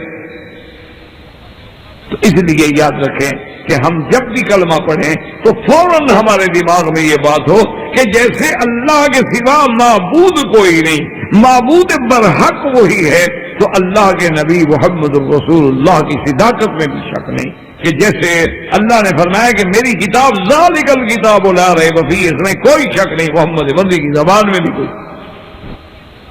اور حضور کو جو اللہ نے رسالت دی، جو اللہ نے آپ کے ذمہ داری لگائی، جو اللہ نے آپ پہ دین اتارا، جو اللہ نے آپ کے ذمہ تبلیغ کا فریضہ پورا کیا، تو آپ نے بالکل عین یعنی من و عن بغیر کسی ایک لفظ کے ہر چیز پہنچا دی. اسی لیے آج بھی مسلمان جب سرکار دو عالم پہ سلام پڑھتا ہے تو کہتا ہے کہ اشہد انکا قد بلغت الرسالۃ، کہ محمد مصطفیٰ میں اپنے اللہ کے آگے گواہی دیتا ہوں کہ آپ نے واقعی پیغام پہنچا دیا ہے. وَأَدَّيْتَ الْأَمَانَةَ، اور اللہ نے جو آپ کے پاس امانت تھی امت کی وہ آپ نے ادا کر دی ہے. وَنَصَحْتَ الْأُمَّةَ، اور پوری امت کی نصیحت کی انتہا کر دی ہے. وَعَبَدتَ رَبَّكَ حَتَّى أَتَاكَ الْيَقِينُ، اور آپ نے رب کی عبادت بھی اس وقت تک کی ہے تاکہ آپ پہ موت آ گئی، لیکن آپ نے اللہ کی عبادت بھی کامل. تو ایک پہلو ہمارا یہ تھا. اب دوسرا پہلو جو آج کے درس میں ہم نے آیت تلاوت کی ہے وہ ہے ذات محمد مصطفیٰ. یہ تو صفات ہی نے کہ سچے ہیں، صادق، امین ہے، رسول ہے، نبی ہے. ایک ہے اب بات جس کا تعلق ہے ذات محمد مصطفیٰ. سب سے پہلے یاد رکھیں کہ یہ بے حد اہم ترین عقیدے کا مسئلہ ہے، اور اللہ معاف کرے ہماری غلطیوں کی وجہ سے، خطاؤں کی وجہ سے آج حضور کی امت جو ہے وہ اس مسئلے کی وجہ سے بھی نعوذ باللہ ایک انتہائی عجیب حالت میں پڑی ہوئی ہے کہ کفر تک چلے۔ تو سب سے پہلے جیسے ہمارا عقیدہ ہے محمد الرسول اللہ، یاد رکھو، اسی طرح عقیدہ ہے کہ محمد مصطفیٰ کون ہے؟ محمد ابن عبداللہ ابن عبد المطلب ابن ہاشم ابن مناف ابن قصی ابن کلاب ابن مرہ۔ حضور پاک نے فرما دیا ہے کہ میں محمد ابن عبداللہ ہوں، عبداللہ کا بیٹا ہوں، عبد المطلب کا پوتا ہوں۔ تو اب یقین کریں، اس لیے حکم ہے کہ حضور کا نسب یاد رکھا کرو، زیادہ نہ رکھ سکو تو کم از کم اس حد تک تو یاد رکھو کہ محمد ابن عبداللہ ابن عبد المطلب ابن ہاشم ابن عبد مناف ابن کلاب ابن قصی ابن کلاب، اتنا تو یاد رکھ لیں، زیادہ نہ رکھ سکے۔ اور پھر حضور نے کتنی دور سے وضاحت کی ہے کہ ان اللہ اصطفى من ولد اسماعیل کنانہ واصطفى من کنانہ قریش واصطفى من قریش بنی ہاشم واصطفانی من بنی ہاشم او کما قال النبی المصطفى۔ حضور نے فرمایا اللہ نے کنانہ کو ولد اسماعیل سے چن لیا، اور پھر کنانہ سے قریش کو چن لیا، پھر قریش سے بنو ہاشم کو چن لیا، پھر بنو ہاشم سے اللہ نے مجھے چن لیا ہے۔ کیا مانا؟ یعنی واضح ہو گیا کہ محمد مصطفیٰ بشر ہیں، محمد مصطفیٰ انسان ہیں، محمد مصطفیٰ محمد ابن عبداللہ ہیں، محمد مصطفیٰ عبد المطلب کے پوتے ہیں، محمد مصطفیٰ حسنین کے نانا ہیں، محمد مصطفیٰ سیدہ خدیجہ و عائشہ کے شوہر ہیں، محمد مصطفیٰ فاطمہ رقیہ زینب ام کلثوم کے ابا ہیں۔ اور اس کے ساتھ اگر یہ عقیدہ نہیں ہوگا تو ایمان نہیں رہے۔ اپنے عقیدوں کو صاف کر لیں کہ اللہ کے پیغمبر جتنے اللہ نے نبی بھیجے ہیں، آدم علیہ السلام سے لے کر سیدنا محمد الرسول اللہ تک سب بشر ہیں، انسان ہیں، ولد آدم ہیں۔ اور اس میں اگر کسی کا ذرا برابر بھی نعوذ باللہ عقیدے میں تذبذب ہے تو اس کا معنی یہ ہے کہ وہ مسلمان نہیں چکے، تو قرآن کا منکر۔ جیسے آج ہمارے ہاں جاہلوں کا یہ عقیدہ ہے کہ بابا اللہ کے نبی کو بشر نہ کہنا، اللہ کا نبی تو نور ہے، اور یہی تو وہ پہلا نور ہے جو اللہ نے پیدا کیا۔ میں نے خدا کے بندے بشر کہو گے تو تم کافر ہو جاؤ گے۔ توہین ہے محمد مصطفیٰ، ہم بھی بشر، نبی بھی بشر،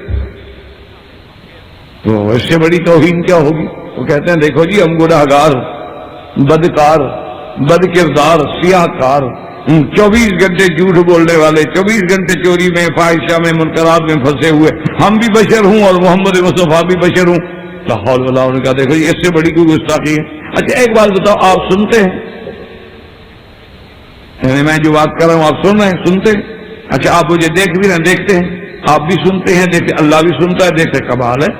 تو آپ جیسے گناہگار اللہ کے ساتھ کیسے مل گئے کہ آپ بھی سننے والے، دیکھنے والے، اللہ بھی سننے والا، دیکھنے والے؟ تو اب مانا کیا کرو گے؟ یہاں ہم یہ کریں گے کہ ہاں سنتے تو ہم بھی ہیں، لیکن اللہ کا سننا اس کی شان کے مطابق ہے۔ ہمارے سننے کا کیا ہے؟ تھوڑا آدمی دور ہو جائے تو سننا ختم، کان میں روئی رکھ لو سننا ختم، ایک پردہ پھٹ جائے سننا ختم، چوٹ لگ جائے سننا ختم۔ لیکن اللہ کے آگے تو کوئی چیز چھپی نہیں، رات ہے، دن ہے، پہاڑ ہے، اندھیرے، وہ سب سنتا ہے۔ تو ان کا سننا اپنا ہے، ہمارا اپنا ہے۔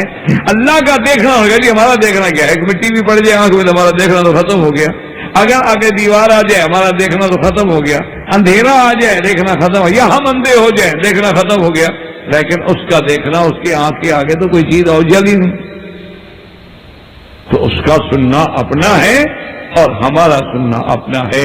یہ مخلوق کا سننا ہے، وہ خالق کا سننا ہے۔ لیس کمثلہ شیء، ہمارا دیکھنا اپنا ہے اور اللہ کا دیکھنا اپنا ہے۔ یہ مخلوق کی صفت ہے، وہ خالق کی صفت ہے۔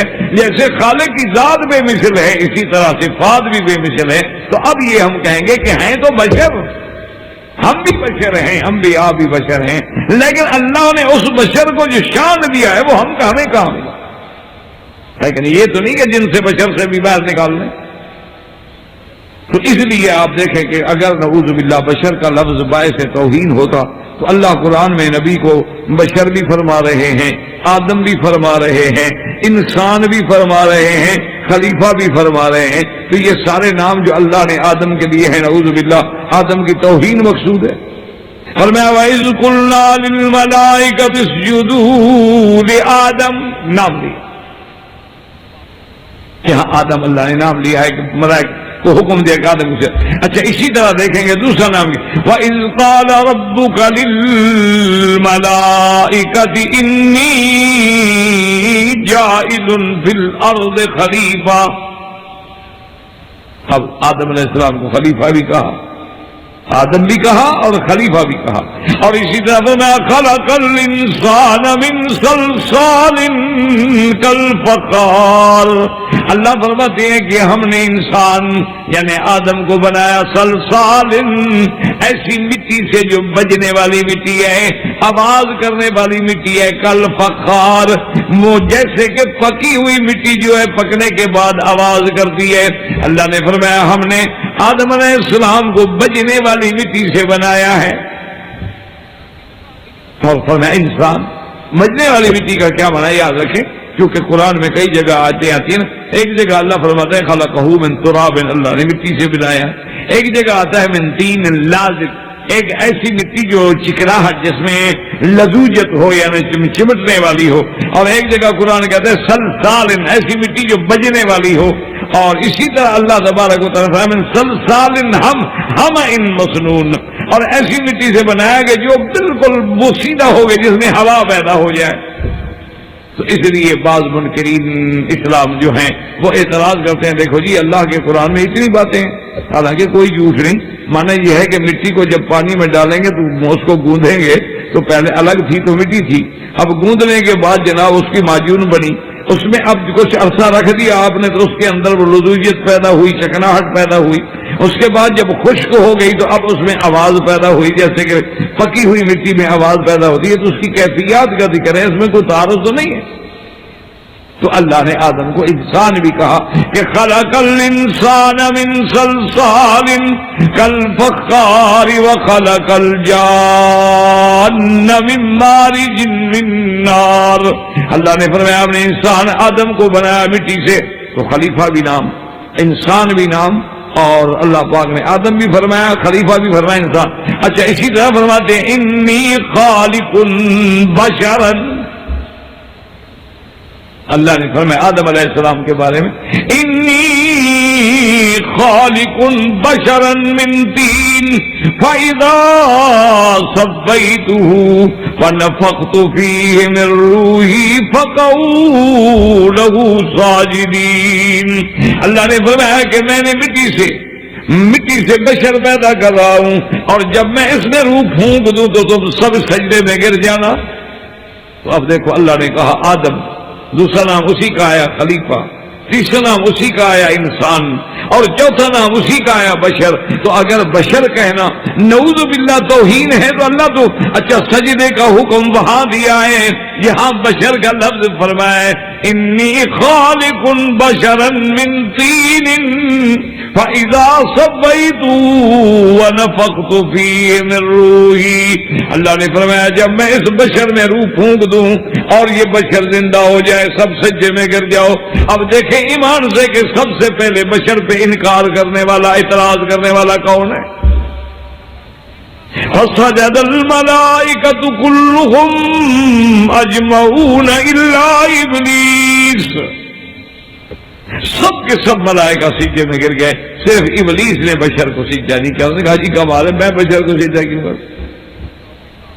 اللہ نے حکم دیا، اللہ نے فرمایا بدبخت ما منعک الا تسجد اذ امرتک قال انا خیر منہ خلقتنی من نار وخلقتہ من طین. اللہ نے فرمایا ابلیس بدبخت میرے حکم کے بعد تو نے سجدہ کیوں نہیں کیا؟ کہا اللہ میاں مجھے آپ نے آگ سے پیدا کیا ہے، آگ روشن ہے، اٹھنے والی ہے، اور آگ علامت حیات ہے، اور آدم کو آپ نے مٹی سے پیدا کیا، بشر کو آپ نے مٹی سے بنایا. میں چمکتی ہوئی چیز والا مٹی کے والے آگے جھک جاؤں؟ میں سیدھا کروں؟ کیوں سیدھا کروں؟ تو ایمان سے کہیں کہ سب سے پہلے آدم علیہ السلام خلیفہ بھی ہے، نبی بھی ہے، انسان بھی ہے، بشر بھی ہے، اس کی بشریت پہ اعتراض کرنے والا سب سے پہلا کون ہے؟ ابلیس۔ اس کو پھر کیا سزا ملی؟ قال فخرج منها، اللہ نے کہا نکل جاؤ جنت سے، تم جنت کے رہنے کے قابل نہیں۔ جو بشر کا عزت نہ کر سکے، جو بشر کے مقام کو نہ پہچان سکے، جو بشر کی عظمت کو نہ جان سکے، اس کا کیا مقام ہے کہ وہ جنت میں رہے؟ ادھر جاؤ، نکل جاؤ جہاں۔ اچھا ایمان سے کہیں کہ یہ ساری کائنات جو اللہ نے سجائی ہے، اللہ نے پھل بنائے، آپ دیکھتے ہیں کہ فواکہ کتنے ہیں، فاکہۃ مما یتخیرون، اور قرآن کہتے ہیں فاکہۃ کثیرۃ لا مقطوعۃ ولا ممنوعہ، اور کہیں فرماتے ہیں فیہا فاکہۃ ونخل وربان، اور کہیں اللہ نے فرمایا فیہا فاکہۃ والنخل ذات الاکمام۔ صرف اندازہ کریں، یہ پھلوں کی قسمیں دیکھ لیں، زمین کی قسمیں دیکھ لیں، بارش کی قسمیں دیکھ لیں، درختوں کی قسمیں دیکھ لیں، اشجار دیکھیں، بہار دیکھیں، ثمار دیکھیں، یہ ساری روشنیاں دیکھیں، تارے دیکھیں، کس کے لیے ہیں؟ فرشتے کھاتے ہیں، اللہ نے فرشتوں کے لیے پیدا کیے نہیں؟ ٹھنڈے دل سے سوچیں کہ اتنے قیمتی پھل ہیں، قیمتی چیزیں ہیں۔ اچھا کچھ خشک میوے ہیں، کچھ تر میوے ہیں، کچھ کھال کے ساتھ کھانے والے، کچھ بغیر کھال کے کھانے والے، کچھ کس کا لب نکال کے کھانے والے، پھر اندر گٹھلیاں بھی پھر گٹھلی کے اندر بھی تیرے کھانے کی چیزیں ڈالی ہوئی ہیں۔ فرشتے تو کھانے سے پاک ہیں، جن ویسے جن ہوتا ہے۔ یہ اللہ نے کس کے لیے پیدا کیا؟ تو بشر تو پھر قابل حکارت چیز ہے، اور یہ سارا نظام تو معلوم ہوتا ہے کہ بشر کے لیے ہو رہا۔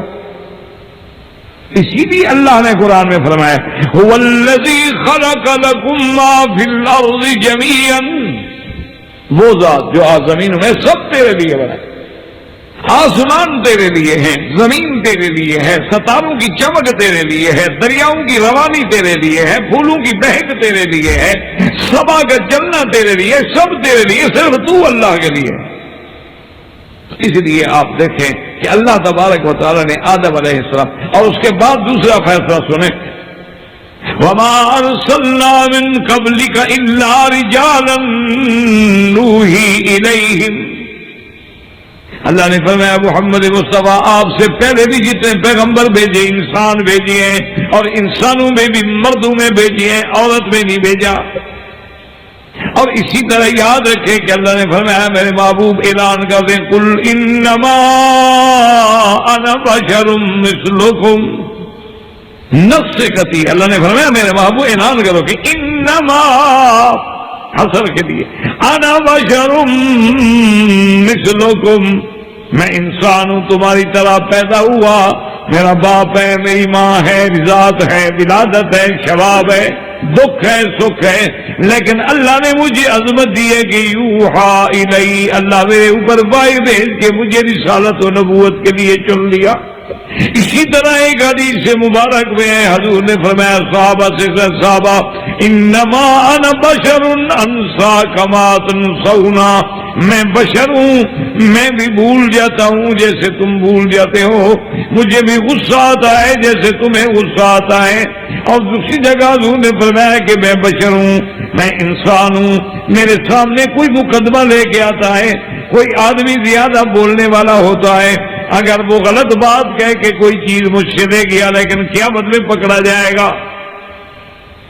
اسی طرح اللہ کا قرآن کہتا ہے کہ مکے کے کافر جو تھے سردار جیسے وہ ایک دفعہ جمع ہو کے حضور کی خدمت میں آئے، کہنے لگے کہ یا رسول اللہ صلی اللہ علیہ وسلم ہم ایک تجویز لائے ہیں، اگر آپ ہماری تجویز مان لیں تو شاید ہم مسلمان ہو جائیں۔ حضور نے فرمایا بتائیں کیا؟ بڑی تفصیل سے واقعہ۔ قالوا لن نؤمن لك حتى تفجر لنا من الارض ينبوعا، کہنے لگے حضور ہم اس طرح ایمان نہیں لے آ سکتے، ہمارے ایمان لانے کے لیے شرط ہے ہمیں آپ ایسا معجزہ دکھائیں کہ مکے کے اندر نہریں جاری ہو، مکے میں باغات لگ جائیں، مکے میں پھول لہلہا جائیں، کھیتیاں لہلہا جائیں، نہریں جاری ہو جائیں، چشمے پانی کے جاری ہو جائیں، اور پھر اس کے بعد جو اچھا بات تو کافر یہ کہنے لگے کہ ہاں ایسا کریں جی کہ آپ ہمارے سامنے آسمان پہ جا کے اللہ میاں سے ہمارے نام لکھوا کے خط لیں۔ یا ایسا کریں کہ چلو اللہ کا فرشتہ اترے، لیکن اترے ہمارے سامنے ایسے ہم دیکھ رہے ہوں تو آ رہا اور اس میں لکھا ہو کہ بھائی فلاں ابن فلان میرے نبی پہ ایمان لے آؤ. اچھا، حضور صلی اللہ علیہ وسلم کے دل میں بھی خیال ہے کہ اللہ تو قادر ہے، اللہ اگر چاہے تو کیا مشکل ہے. وہاں تو انما امرہ اذا اراد شیئا ان یقول له کن فیکون، بس اللہ کا حکم دینے کی دیر ہے، وہ تو ہو جائے گا، اور ہو جائے تو شاید یہ مسلمان بھی ہو جائے. تو آپ کے دل میں خیال ہے، اللہ نے فوراً قرآن اتار دیا. اللہ نے فرمایا کہ میرے مدنی صلی اللہ علیہ وسلم آپ ان کو بالکل واضح جواب دے دیں کہ قل سبحان ربی، قل سبحان ربی هل كنت الا بشرا رسولا.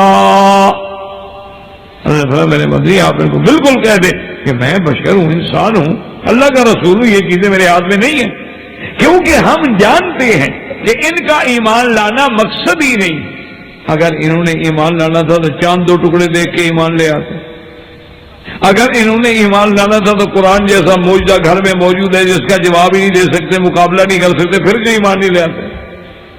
اگر انہوں نے ایمان لانا تھا تو حضور صلی اللہ علیہ وسلم کے معجزات جس میں پانی میں کثرت ہو گئی، کھانے میں کثرت ہو گئی، پتھر بولنے پڑ گئے، اس وقت ایمان نہیں لیا، تو اب یہ کہاں ایمان لائیں گے. تو حضور صلی اللہ علیہ وسلم نے فرمایا کہ بالکل آپ یہ معاند ہیں، اور معاند کا معنی اطمینان نہیں ہوتا. معاند کا معنی ہوتا ہے اظہار اناد، کہ چلو جی اگر پیغمبر نے یہ معجزے دکھلا دیے تو ہم پھر بھی نہیں مانیں گے، اور اگر نہ دکھلا دیے تو ہمیں موقع تو ملے گا نا بات کرنے کا. دیکھو جی انہوں نے ہمارا مطالبہ ہی نہیں مانا. لیکن اللہ نے فرمایا کہ میرے مدنی بالکل جو صداقت سے بھرا ہوا جواب ہے، آپ اصولی جواب دیں کہ قل سبحان ربی هل كنت الا بشرا رسولا، کہ میں تو ایک بشر ہوں، اللہ کا پیغمبر ہوں، میرے ہاتھ میں تو معجزے نہیں.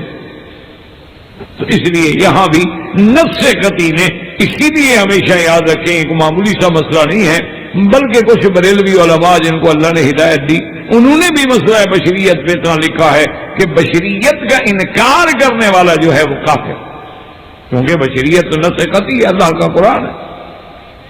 اللہ کا قرآن جب ایک آیت میں نہیں بلکہ کئی آیت میں. اچھا اسی طرح آپ دیکھیں ماشاءاللہ آپ سورۃ یاسین پڑھتے ہیں، اللہ کا شکر ہے ہر مسلمان تقریباً پڑھتا. یہ الگ بات ہے کہ کچھ لوگ مردوں پہ پڑھتے ہیں، زندوں کے لیے نہیں پڑھتے. وہ سمجھتے ہیں کہ یہ آیت اتری شاید مردوں کے لیے. اللہ کے بندے، قرآن زندوں کے لیے اللہ نے بھیجا ہے، مردوں کے لیے نہیں بھیجا. نہ مردہ پڑھے گا، نہ مردہ عمل کرے گا، نہ مردہ کو فائدہ ہوگا. پڑھنا تو زندوں نے ہے نا. تو اللہ تبارک و تعالیٰ نے اس سورۃ مبارک میں فرمایا کہ جب ہم نے ایک پیغمبر بھیجا، لوگوں نے بات نہ مانی، دوسرا بھیجا پھر نہ مانی، ہم نے پھر تیسرا پیغمبر فَعَزَّزْنَا بِثَالِثٍ فَقَالُوا إِنَّا إِلَيْكُمْ مُرْسَلُونَ. اللہ فرماتے ہیں ہم نے ان کی مدد کی، تیسرا پیغمبر بھی بھیجا. جب وہاں گئے انہوں نے کہا کہ لوگوں ہم اللہ کے بھیجے ہوئے ہیں، اللہ کے قاصد ہیں، ہماری بات سنو. قالوا ما انتم الا بشر مثلنا. انہوں نے کہا کہ نہیں آپ تو بشر، آپ تو ہماری طرح کے انسان ہیں، آپ کو ہم رسول کیسے مان لیں. تو جیسے سب سے پہلے بشریت کا انکار کرنے والا ابلیس ہے، یہاں بھی بشریت کا انکار کرنے والے کون ہیں؟ کافر. انہوں نے کہا جی ہم یہ تو مانتے ہیں کہ آپ بشر ہیں، انسان ہیں، لیکن ہم یہ کیسے مان لیں کہ آپ رسول بھی ہیں. تو کفار کا دراصل یہ عقیدہ تھا کہ نبوت و بشریت جو ہے اس میں تفاوت ہے، یعنی نبی جو ہے تو بشر نہیں ہوگا، اور اگر بشر ہے تو نبی نہیں ہوگا. ان کے نزدیک یہ بات جو ہے یعنی دونوں چیزیں جمع نہیں ہو سکتی کہ بشر بھی ہو اور نبی بھی ہو، یہ جمع نہیں. اچھا دوسری جگہ اللہ نے پھر قرآن میں جواب دیا کہ بدبختو تم جو کہتے ہو کہ نوری نبی آئے، قُلْ لَوْ كَانَ فِي الْأَرْضِ مَلَائِكَةٌ يَمْشُونَ مُطْمَئِنِّينَ لَنَزَّلْنَا عَلَيْهِمْ مِنَ السَّمَاءِ مَلَكًا رَسُولًا. اللہ نے فرمایا اگر زمین میں فرشتے رہتے، فرشتوں کی ہدایت مقصود ہوتی تو ہم ان کے لیے رسول بھی فرشتہ بھیجتے. لیکن جب دنیا میں انسانوں کو میں نے آباد کیا، دنیا میں میں نے خلافت کا تاج جو ہے آدم کے سر پہ رکھا ہے، پھر آدم کی اولاد کے سر پہ رکھا ہے، تو اب اگر ہم فرشتے کو نبی بنا کے بھیج دیں تو اس کی دو صورتیں ہوں گی نا جی، کہ کیا فرشتہ اپنی شکل میں آئے؟ اگر اپنی شکل میں آئے تو آپ تو ویسے بے ہوش ہو جائیں گے، تو دین کیسے سمجھیں گے؟ فرشتہ اپنی شکل میں آئے اور ایک چیخ مار دے تو پوری قوم عاد بھر گئی، پوری قوم سمود ہلاک ہو گئی۔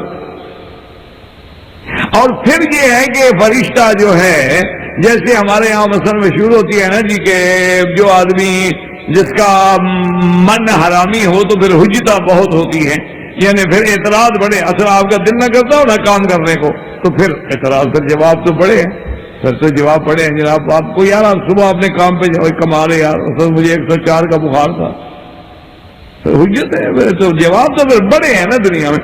اب سوال یہ ہے کہ اگر وہ فرشتہ اپنی شکل میں آئے تو تم دیکھ نہیں سکتے، اچھا جی وہ کھانے سے پاک، وہ کہہ روزہ رکھو، تو لوگ کہتے ہیں جناب آپ کو تو بھوک لگتی نہیں، اسی لیے کہہ رہے ہیں نا روزہ رکھو، آپ کو بھوک لگتی پھر پتہ لگتا ہے کہ روزہ کیا ہوتا ہے۔ وہ کہے کہ جناب زنا نہیں کرنا، ہم نے کہا جی جناب آپ کو پتہ نہیں نا شہوت کا کیا وجہ ہے، اس لیے آپ تقریر فرما رہے ہیں نا، ہماری طرح آپ کے اندر بھی حیوانیت و شہوانیت ہوتی اور آگے سے کوئی پری جو ہے کوہقاف کی گزرتی، پھر ہم دیکھتے کہ آپ کیسے اپنے دامن کو بچاتے ہیں۔ اللہ نے فرمایا نا، یہ میری شان ہے کہ میں نے جب آبادی دنیا میں انسانوں کی ہے تو نبی اور رسول بھی انسان بنائے ہیں کہ وہ انسان ہو روزہ رکھ کے دکھلائے، وہ انسان ہو عصمت کا پردہ اوڑھ کے دکھلائے، وہ انسان ہو صداقت کا پرچار کرے، وہ انسان ہو اور گناہوں سے بچتا ہو، وہ انسان ہو میرے حکم سے چلتا ہو تاکہ کوئی اعتراض نہ کر سکے جی یہ کام نہیں ہو سکتا، نہیں ہو سکتا، میرا نبی نہیں کر رہا۔ اچھا دوسری بات یہ اللہ فرماتا ہے کہ چلو اگر ہم انسان کو بھیجیں، لیکن بھیجیں انسان کے لباس میں، فرشتہ ہے تو فرشتہ لیکن شکل انسان کی، جیسے بی بی مریم کے پاس آیا فَتَمَثَّلَ لَهَا بَشَرًا سَوِيًّا، انسان بشر کی شکل میں آ گیا، بی بی نے دور سے دیکھا اعوذ بالرحمن منک ان کنت تقیٰ، ٹھہرو ادھر، میں اکیلی لڑکی ہوں، ادھر کیا آ رہے ہو؟ اور میں اللہ کی پناہ مانگتی ہوں، اگر تم اللہ سے ڈرنے والے ہو پاک بات ایک عورت کی طرف آ رہے ہو۔ یہ کون کہہ رہی ہے؟ بی بی مریم۔ اور آج مریم کے پرستار کیا کر رہی ہیں؟ مریم کے ماننے والے کیا کر رہے ہیں؟ شراب کا نام بھی مریم پہ رکھ دیا، بلڈی میری، اس سے بڑی کوئی قوم ہوگی جناب؟ بی بی مریم کا تقدس اور ادھر شراب۔ تو اب جناب بی بی تو نہیں پہچان سکی، آخر جبریل کو کہہ رہا انما انا رسول ربک۔ میں کہا بی بی گھبرا کیوں رہی ہو، میں تو اللہ کا بھیجا ہوا مقاصد ہوں، میں تو فرشتہ ہوں۔ تو اللہ نے فرمایا کہ اگر ہم نبی بھیجتے ملائکہ میں اور لباس پہنتے وہ بشریت کا تو پھر تو آپ جھگڑے میں پڑ جاتے کہ پتہ نہیں جناب بشر ہے کہ پتہ نہیں نور ہے، وہی جھگڑا جو اب کر رہے ہیں وہی تو پھر پکا ہو جاتا، وہی جھگڑا جو تم آپ اب کر رہے ہو کہ لباس سے بشریت ہے لیکن اندر سے نور ہے، تو وہاں بھی تو آپ یہی کہتے پھر فیصلہ کیا ہوتا؟ اس لیے اللہ نے فرمایا کہ ہم نے چونکہ انسانوں کی آبادی ہے، انسانوں کی ہدایت ہے، اس لیے اللہ نے ہر نبی آدم علیہ السلام سے لے کر سیدنا محمد مصطفیٰ صلی اللہ علیہ وسلم تک ہمارا عقیدہ ہے کہ آپ بشر ہیں، سید البشر ہیں، خیر البشر ہیں، تمام بشریت کے سردار ہیں، تمام انسانیت کے سرتاج ہیں، تمام ولد آدم کے سردار ہیں، اور قیامت میں لواء الحمد ان کے ہاتھ میں ہوگا اور ابا آدم بھی ان کے نیچے ہوگا، لیکن ہیں بشر۔ اگر یہ عقیدہ نہیں رکھو گے تو پھر محمد الرسول اللہ جو کلمے میں پڑھتے ہو گیا، جب آپ کو یہ بھی پتہ نہیں کہ محمد رسول اللہ کون ہے تو کلمہ آپ کیا پڑھ رہے ہیں؟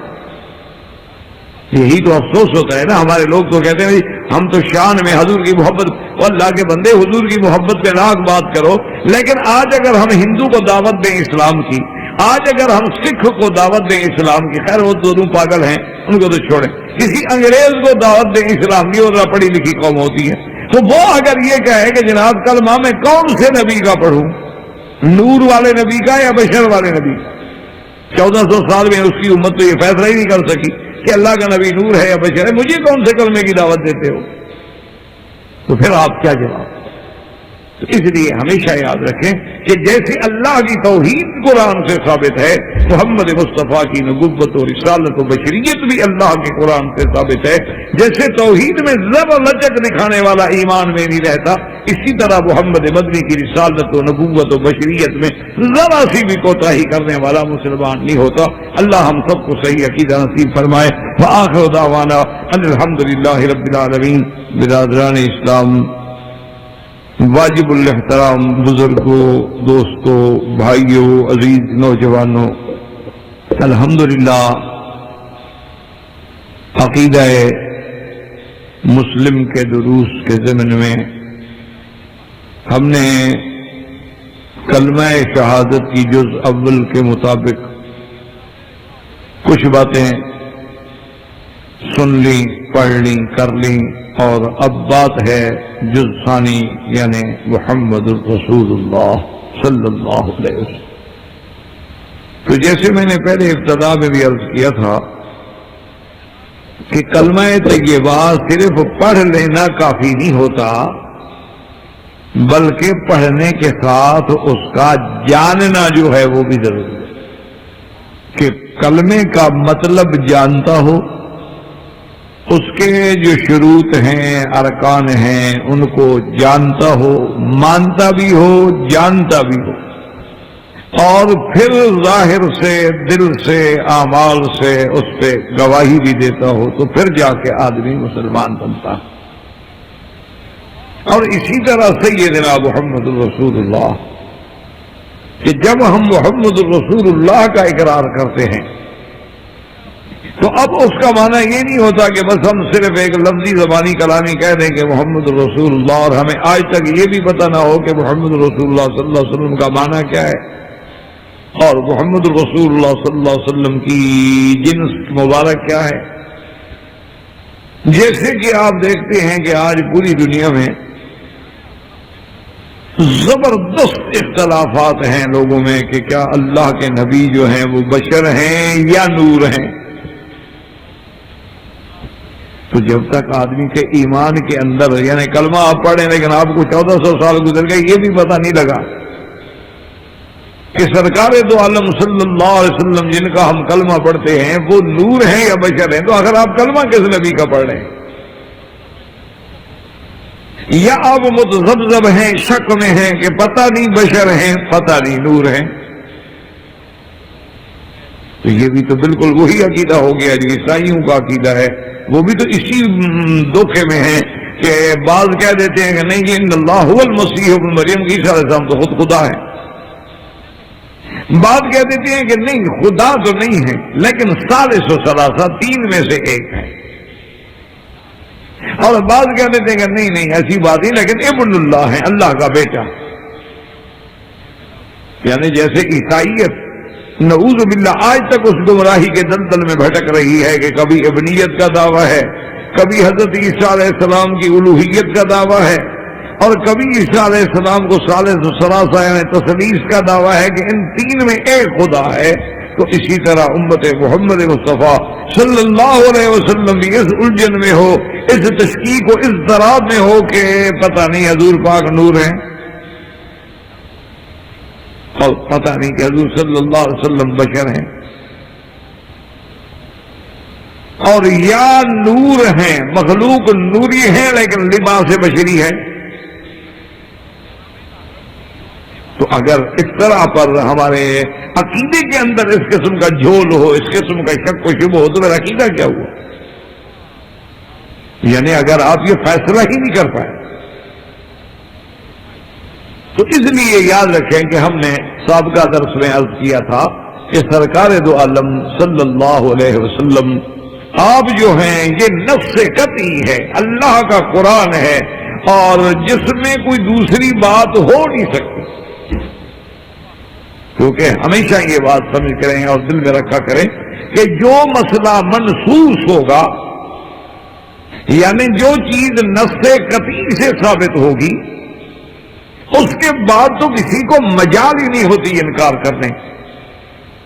یا اسی طرح جو احادیث رسول اللہ صلی اللہ علیہ وسلم جو ہیں یعنی منسوس ہیں، نفس ہے. کیا مانا کہ حدیث متواتر ہے، قطعی الثبوت ہے اور قطعی الدلالت ہے. بات کو سمجھا کریں. اسی وجہ سے بہت سارے اختلافات جو ہیں لوگوں میں پیدا ہوتے ہیں کہ وہ حدیث کا لفظ تو پڑھ لیتے ہیں لیکن اس کے معنی اور مفہوم کو نہیں سمجھتے. لیکن جو حدیث رسول عربی صلی اللہ علیہ وسلم یعنی صحیح ہے اس کے معارض بھی کوئی حدیث نہیں. اس کو کہتے ہیں صحیح غیر معارض.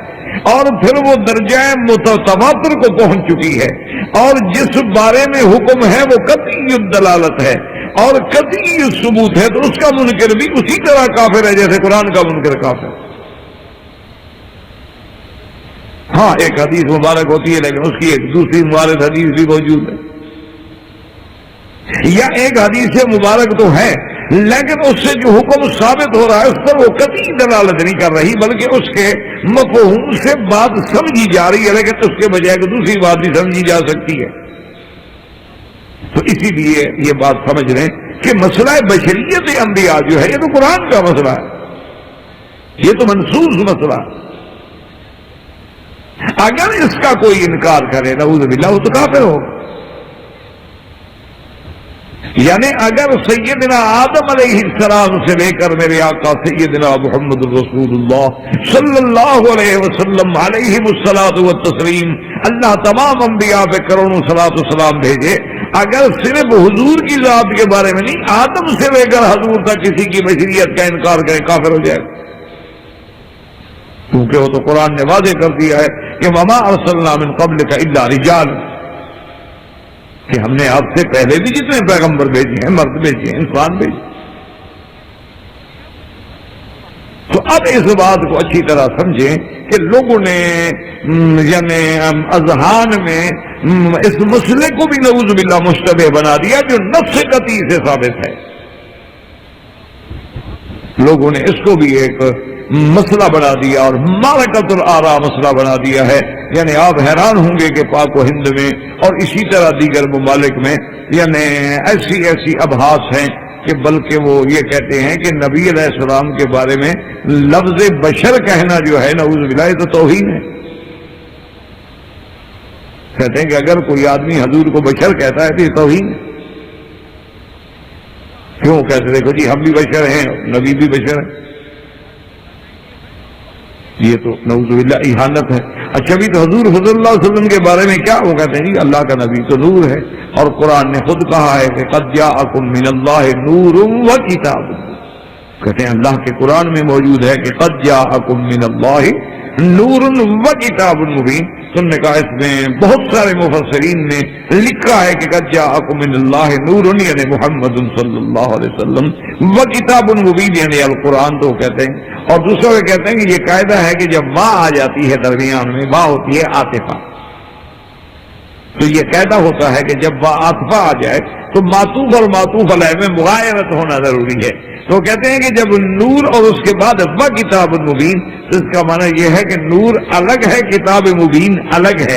تو اس کا معنی یہ ہوا کہ قد جاءکم من اللہ نور یعنی محمد صلی اللہ علیہ وسلم و کتاب مبین, اور کتاب مبین سے مراد جو ہے وہ اللہ کا قرآن.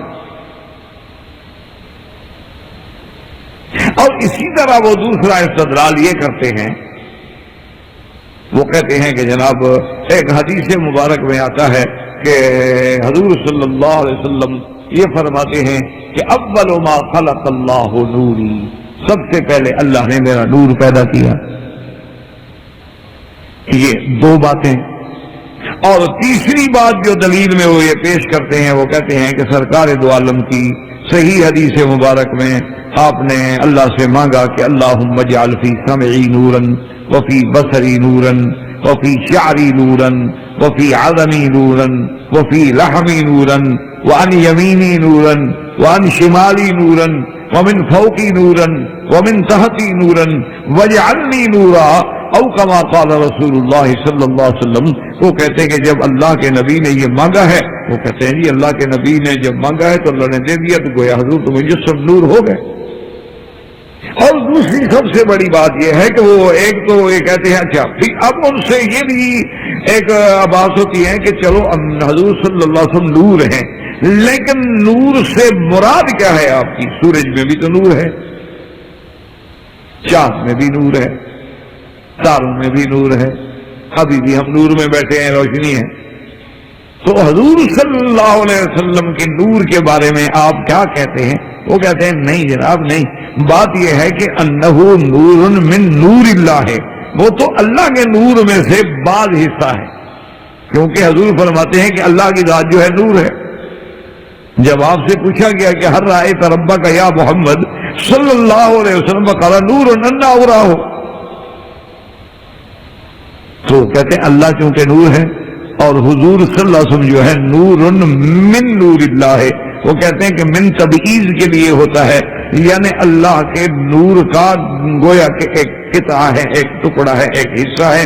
یہ دو باتیں ہو گئی، اور تیسری بات ہے کہ وہ یہ دلائل بھی دیتے ہیں عامت الناس کو سمجھانے کے لیے کہ بی بی عائشہ فرماتی ہیں کہ حضور صلی اللہ علیہ وسلم کبھی گھر میں تشریف لاتے تو آپ کے چہرہ مبارک سے، آپ کے مسکرانے سے پورے گھر میں ایک روشنی ہوتی تھی۔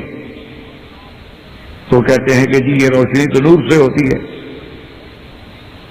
بشر سے تو نہیں ہوتی۔ تو اب آپ بات کو سمجھیں۔ اچھا، اب انہوں نے ایک اور پہلو اختیار کر لیا۔ ایک تو ہے نا کہ جی حضور نور ہے، یہ تو مقدمے کا ایک پہلو ہے۔ دوسرا پہلو وہ یہ کہتے ہیں کہ اگر آپ لوگوں نے یہ کہا کہ حضور صلی اللہ علیہ وسلم بشر ہیں تو آپ کافر ہو گئے۔ کیوں بھائی؟ انہوں نے کہا تو آپ نے توہین کی حضور کی، اور عوام کو گمراہ کرنے کے لیے وہ کہتے ہیں جی قرآن پاک میں ہے وقالوا ابشر یہدوننا فکفروا، وہ کہتے ہیں جی کیا یہ انسان ہماری ہدایت کریں گے؟ جب انہوں نے کہا کہ یہ بشر ہماری ہدایت کرے گا، کافر ہو گئے۔ تو نبی کو بشر کہنے والے تو کافر ہو جاتے۔ وہ کہتے ہیں کہ جی جب انہوں نے کہا کہ آپ بشر، یہ بشر ما نراک الا بشر مثلنا، ہم تو نہیں دیکھتے آپ کو ہمارے جیسے انسان ہو، تو کافر ہو گئے۔ وہ کہتے ہیں کہ ابھی اگر آپ بھی یہ کہیں کہ وہ بشر ہیں اور پھر بشر بھی ہمارے جیسے، تو نعوذ باللہ آپ بھی کافر ہو گئے۔ بلکہ ہماری بہاولپور کے علاقے میں، یہ بہاولپور سرزمین بہاولپور اسٹیٹ تھی پرانے دور میں، اب تو پاکستان کا حصہ ہے، پنجاب کا حصہ ہے۔ پہلے دور میں یعنی وہ جو ہے وہ ایک اسٹیٹ تھی، انگریزوں کے دور میں بھی اسٹیٹ تھی، پھر جب پاکستان بن گیا تو پھر بھی وہ اسٹیٹ رہی، الگ ایک ریاست رہی، یعنی پاکستان کے ساتھ ملحق رہی، لیکن وہ ایک الگ اسٹیٹ رہی۔ تو اس میں اپنا ایک، بہرحال وہ انگریزی دور میں بھی ایک اسلامی اسٹیٹ تھی، اس میں کوئی شک نہیں کہ وہ ایک اسٹیٹ تھی لیکن اسلامی ریاست تھی، نواب مسلمان تھے۔ لیکن بدقسمتی یہ ہے کہ وہ بدعت کی طرف اتنے مائل تھے، اور ایک ایسے پیر کے بیعت تھے کہ جو خود جو ہے اللہ معاف فرمائے بدعت میں گھرے ہوئے تھے۔ تو اس کا نتیجہ یہ نکلا کہ ہماری اس اسٹیٹ میں کسی کو توحید بیان کرنے کی ضرورت ہی نہیں ہوتی، کیونکہ جب نواب ان کے ہاتھ میں ہو وہ تو پھر کوئی آدمی کی طاقت ہے کہ وہ، اور پھر جب وہ اسٹیٹ ہوتی ہیں تو وہ تو بالکل آمر مطلق ہوتے ہیں کہ جو چاہے کر دیں، جس کو چاہے مروا دیں، اڑا دیں، جیل میں ڈالیں، کون پوچھے ان سے۔ تو اس دور میں بڑا ہی یعنی اللہ تبارک و تعالی رحمت فرمائے، اس دور میں یعنی ہمارے والد صاحب رحمۃ اللہ علیہ، حضرت شیخ خیر محمد رحمۃ اللہ علیہ، اور اسی طرح ہمارے ایک بزرگ تھے ابھی محمد عبدالحق الحاشمی رحمۃ اللہ علیہ، اور ہمارے اساتذہ میں شیخ حبیب اللہ گمانوی رحمۃ اللہ علیہ، اور شیخ محمد عبداللہ درخواستی رحمۃ اللہ علیہ، یہ لوگ تھے جنہوں نے سب سے پہلے شرک و بدعات کو للکارا اور ان کا مقابلہ کیا، اور تکلیفیں برداشت کی، اور صعوبتیں برداشت کی، اور قاتلانہ حملے برداشت کیے۔ لیکن اللہ کا شکر ہے آخر حق حق ہوتا ہے، الحق کو یعلو ولا یعلا، اور توحید کا مثلا اللہ کی رحمت سے غلبہ ہو گیا۔ یہ اللہ کا کرم ہے، اللہ کا شکر ہے، اللہ کی توفیق۔ تو باہر صورت یہ ہے کہ اس دور میں ان کا ایک مولوی تھا، تو سرائکی زبان میں، میرا مقصد کہنے کا یہ تھا کہ سرائکی زبان میں اس نے ایک نظم لکھی تھی کہ اگر تم نبی کے بارے میں یہ کہو کہ بشر ہے، تو انہوں نے کہا کہ اگر یہ آپ نے عقیدہ رکھا کہ نبی کو اگر آپ نے بشر کہا، انہوں نے کہا اگر تم نے کہا کہ نبی بشر ہے تو تم پہ نازل قہر ہوگا اور نیچے تمہارے لیے جہنم کا در ہوگا۔ کہ بھئی اگر تم نے کہا نا کہ محمد مصطفیٰ بشر ہے، اللہ کا قہر تم پہ نازل ہو جائے۔ اور نیچے تمہارے لیے جہنم کا در کھل جائے گا اور تم جہنم میں گر جاؤ گے کہ نبی کو بشر کہتے ہو. تو اس لیے اس بات کو سمجھنے کی ضرورت ہے کہ جب ہم کلمہ شہادت پڑھتے ہیں لا الہ الا اللہ محمد رسول اللہ، تو جب تک دونوں جز کے معنی کو نہیں سمجھیں گے کہ فاعلم انہ لا الہ الا اللہ، صرف یہ نہیں کہ زبان سے پڑھ لیں جانتے نہ ہوں. زبان سے تو ہم کہہ دیں گے محمد رسول اللہ، لیکن ہم جانتے نہیں کہ بھئی ہمیں حضور کے بارے میں کیا عقیدہ رکھنا ہے. اسی لیے اپنا یعنی میں ابھی کچھ عرصہ قبل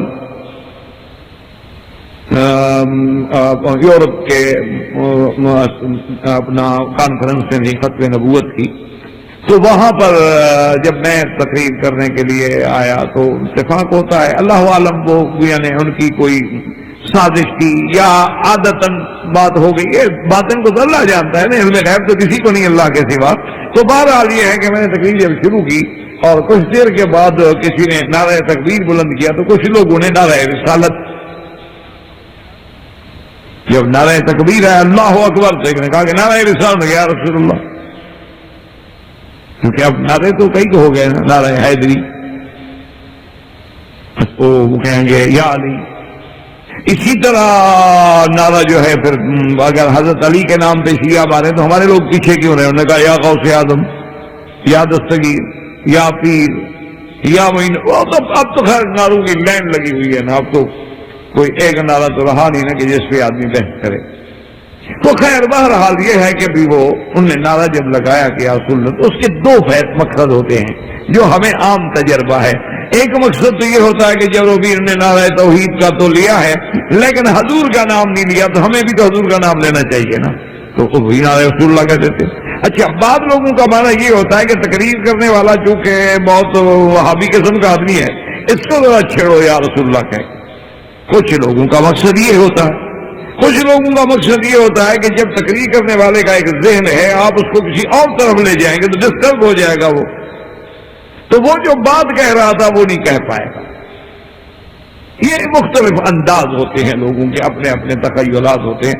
بہرحال جب نعرہ تو ہم تو چونکہ الحمدللہ ساری زندگی اہل بدعت کا، اہل ہوا کا اور شرک والے لوگوں کا ساری زندگی بچپن سے جب پیدا ہوئے، اللہ کا شکر ہے اللہ نے شعور دیا، عقل دیا، تو اس وقت سے ہم مقابلہ کرتے ہیں. اس لیے ہم تو عادی ہو گئے نا ان باتوں کے، ہم پر تو ایسی باتوں کا اثر وثر ہوتا نہیں، کیونکہ ساری زندگی یہ نعرے دیکھتے آئے، ہمیں پتا ہے کہ یہ نعرے کیسے ہوتے ہیں، کیا ہوتے ہیں، کیوں لگائے جاتے. سر جب انہوں نے نعرہ لگایا تو میں نے کہا ٹھیک ہے، بڑی اچھی بات. میں نے کہا دیکھیں آپ پیرس جیسے ملک، ہاں یہ پیرس کی بات، تو میں نے کہا دیکھیں آپ پیرس میں رہتے ہیں جہاں دنیا کا یعنی سب سے بڑا ملک ہے، ماڈرن ملک ہے، فیشن کا ملک ہے، خوشبوؤں کا ملک ہے، حسن کا ملک ہے، جمال کا ملک ہے، جس میں یہ سب کچھ ہے. آپ یہاں رہتے ہیں اور آپ کے پاس علم ہے، جدید ٹیکنالوجی ہے، تعلیم ہے. آپ مجھے یہ بتائیں کہ جب ایک آدمی کہتا ہے نعرہ رسالت، جواب میں آپ کہتے ہیں یا رسول اللہ، علمی بحث الگ ہے کہ حرف ندا ہے، یہ فلان ہے، یہ تو علمی بحثیں ہیں نا، یہ تو ان لوگوں کو پتہ لگے گا جو جانتے ہوں گے ندا کیا ہوتی ہے. میں نے کہا مجھے یہ بتائیں کہ ایک آدمی نے کہا کہ نعرہ رسالت، آپ نے کہا یا رسول اللہ، تو جب آپ نے یا رسول اللہ کہا تو مجھے یہ مسئلہ سمجھائیں کہ آپ موسیٰ علیہ السلام رسول اللہ تھے؟ انہوں نے کہا ہاں جی موسیٰ علیہ السلام واقعی رسول اللہ، ماشاءاللہ وہ تو کلیم اللہ تھے. میں نے کہا آپ یہ مجھے بتائیں کہ آپ کے عقیدے میں عیسیٰ علیہ السلام بھی رسول اللہ تھے؟ انہوں نے کہا ہاں جی بالکل عیسیٰ علیہ السلام رسول اللہ. تو میں نے کہا جب آپ نے کہا نعرہ رسالت، جواب آیا یا رسول اللہ، تو اب اگر یہودی کہیں کہ یہ ہمارے نبی کا نعرہ ہے کہ موسیٰ علیہ السلام بھی رسول اللہ ہے، کیسی بات ہے، ہمارا نعرہ لگا رہے ہیں. عیسائی خوش ہو جائیں کہ نہیں جی نہیں، یہ تو ہماری بات کر رہے ہیں، ہمارے ملک میں رہتے ہیں، ہماری حکومت کا کھاتے ہیں، یہ تو ہمارے نبی کا نعرہ لگا رہے ہیں. عیسیٰ علیہ السلام کو رسول اللہ تو مانتے ہیں مسلمان، یہ تو اسی کو پکار رہے ہیں. تو آپ کے نعرے کا فائدہ کیا ہوا؟ مجھے میں نے کہا آپ یہ سمجھیں، مسئلے میں نہ جائیں، مجھے یہ بتائیں کہ اس نعرہ مارنے سے آپ کی عقیدت کو کیا فائدہ پہنچا؟ اور جب ہم نعرہ تکبیر بلند کرتے ہیں اس میں ہم اللہ کا نام لیتے ہیں، اللہ اکبر. تم جب نبی کا نعرہ لگا رہے تو نبی کا تو نام ہی نہیں لیا تم نے، تو نعرہ کیسے بن گیا وہ؟ ہاں یہ بات تو ٹھیک ہے، اگر ایک آدمی کہتا نعرہ رسالت اور دوسرے جواب میں کہتے محمد الرسول اللہ تو ٹھیک ہے، کوئی بات نہیں، حضور کا نام بھی آ گیا، قرآن پاک کی آیت بھی آ گئی محمد الرسول اللہ، اور ایک ایک حرف پہ ہمیں 10 نیکیاں بھی مل گئی، اور پھر اس کے بعد سرکار دو عالم کا نام بھی آ گیا، کسی اور کا شبہ بھی باقی نہ رہا، اور شرعاً بھی ہم غیر اللہ کو ندا کرنے سے بچ گئے، شرک بھی نہ رہا۔ پھر تو تمہارے نعرے میں کوئی وزن بھی ہو، کوئی بات بھی ہو، پہلے تو نعرے کی ضرورت نہیں کہ سرکار دو عالم کی زندگی میں جو نعرہ تھا وہی ہوگا۔ لیکن چلو اگر ہم نے شوق پورا کرنا ہی ہے، محبت کا اظہار صرف اب نعرے میں رہ گیا ہے، تو کم از کم پھر حضور کا نام تو لو۔ تو ان کو جب بات سمجھ، اب جناب انہوں نے پھر وہی نعرے لگوانے شروع کر دیے، نعرے رسالت محمد الرسول اللہ۔ میں نے کہا چلو یہ آج سے تو ان کی جان چھوٹے، اگلی بات بعد میں کریں گے، ایک تقریر میں تو ساری بات نہیں سمجھائی جا سکتی نا کسی کو، چلو کم از کم شرک سے تو نہیں کرائے نا۔ اس کے بعد اگلی منزل ہے کہ پھر آدمی ان کو سمجھائے کہ نعرہ تکبیر کا کیا مقصد ہوتا ہے، اور حضور صلی اللہ علیہ وسلم کے زمانے میں، خلفائے راشدین کے زمانے میں، صحابہ کے زمانے میں، تو اسی لیے بہرحال میں عرض کر رہا تھا کہ اب بات کو سمجھیں۔ تو انہوں نے لوگوں کے دماغ میں ایک بات بٹھا دی، ایک تو یہ بٹھائی کہ حضور نور ہے، اور نور پہ جو انہوں نے دلائل دی وہ میں نے آپ کو عرض کر دیا کہ قد جاءکم من اللہ نور و کتاب مبین، ایک۔ دوسری دلیل انہوں نے یہ دی کہ حضور نے دعا کی اللہم اجعلنی نورا۔ تیسری انہوں نے یہ دلیل دی کہ حدیث میں آتا ہے اول ما خلق اللہ نوری، اور چوتھی انہوں نے ایک روایت کی کہ حضور جو ہے نور من نور اللہ ہیں۔ تو اس طرح، اور اب دوسرا پہلو اختیار کیا کہ جو لوگ نبی کو نور نہیں کہتے، بشر کہتے ہیں، وہ کافر ہیں اور گستاخ رسول ہیں اور اہانت رسول کرتے ہیں، حضور کی توہین کر رہے ہیں کہ ہم بھی بشر، حضور بھی بشر۔ کمال ہے، دیکھو جی، وہ دیکھو جناب، یہ حال ہے وہابیوں کا، کہتے ہیں او جی ان کا تو عقیدہ ہی ایسا ہے کہ حضور کی شان بس اتنا ہے جیسے بڑا بھائی۔ وہ کہتے ہیں ان کی تو کتاب میں لکھا ہوا ہے کہ حضور صلی اللہ علیہ وسلم جو ہیں ان کو بڑا بھائی تصور کرو۔ اب جناب نے کہا دیکھا جی ان کے نزدیک حضور کی شان اتنا ہی ہے نا جیسے بڑا بھائی، یعنی باپ سے بھی کم۔ تو اب اس پہ لوگ نعوذ باللہ پھر وہ کیسے گالیاں نہ دیں۔ حضرت تھانوی اسم اللہ اشبری تھانوی رحمۃ اللہ علیہ کے بارے میں کہتے ہیں ہم نے دیکھا نہ سنا نہ زیارت کی، ایسے سنا ہے کہ حضرت شیخ اشرف علی کی خدمت میں ایک آدمی گیا، اس نے کہا جی کہ اعلیٰ حضرت جو ہیں بریلوی حضرات کے جو بڑے ہیں وہ آپ کو گالیاں دیتے ہیں، اور دیوبندی علماء کو گالیاں دیتے ہیں، اور وہ سب کو گالیاں دیتے ہیں، اور آپ لوگ پتہ نہیں کیوں خاموش ہیں، کیوں جواب نہیں دیتے ہیں؟ آپ لوگوں کو بھی اللہ نے علم دیا ہے، قلم دی ہے، زبان دی ہے، لکھ سکتے ہیں، بول سکتے ہیں۔ تو حضرت تھانوی رحمۃ اللہ علیہ مسکرائے، فرمایا بھائی جب اس لوگوں کو یہ کہا جائے کہ ہم نبی کے گستاخ ہیں، ہم پیغمبر کی توہین کرتے ہیں، ہم پیغمبر کو بڑا بھائی کہتے ہیں، اور ہم اولیاء اللہ کی توہین کرتے ہیں، تو ہمیں گالیاں ہی دیں گے اور کوئی پھول تو نہیں پہنائیں گے؟ جب ان کے باتیں ہی ہمارے بارے میں یہ پہنچائی جاتی ہیں تو سب سیدھی سی بات ہے کہ کوئی گالی ہمیں دے گا۔ جب کسی کو یہ کہا جائے بابا یہ تو نبی کی توہین کرتے ہیں، گستاخ رسول ہے، سیدھی بات ہے، گستاخ رسول کو اگر گالی دے گا یہ تھوڑی کرے گا کہے گا جناب دعوت کرتا ہوں کھانا کھائیں چونکہ آپ گستاخ رسول ہیں۔ تو گستاخ انہوں نے کہا کہ بھائی یہ تو پھر ان کا بھی ہو سکتا ہے قصور نہ ہو کہ ان کو باتیں یہ پہنچا، ہاں اتنا قصور ہم ضرور جانتے ہیں ان کا کہ جب ہم لوگ زندہ ہیں تو ہم سے مراجعات کر لیں۔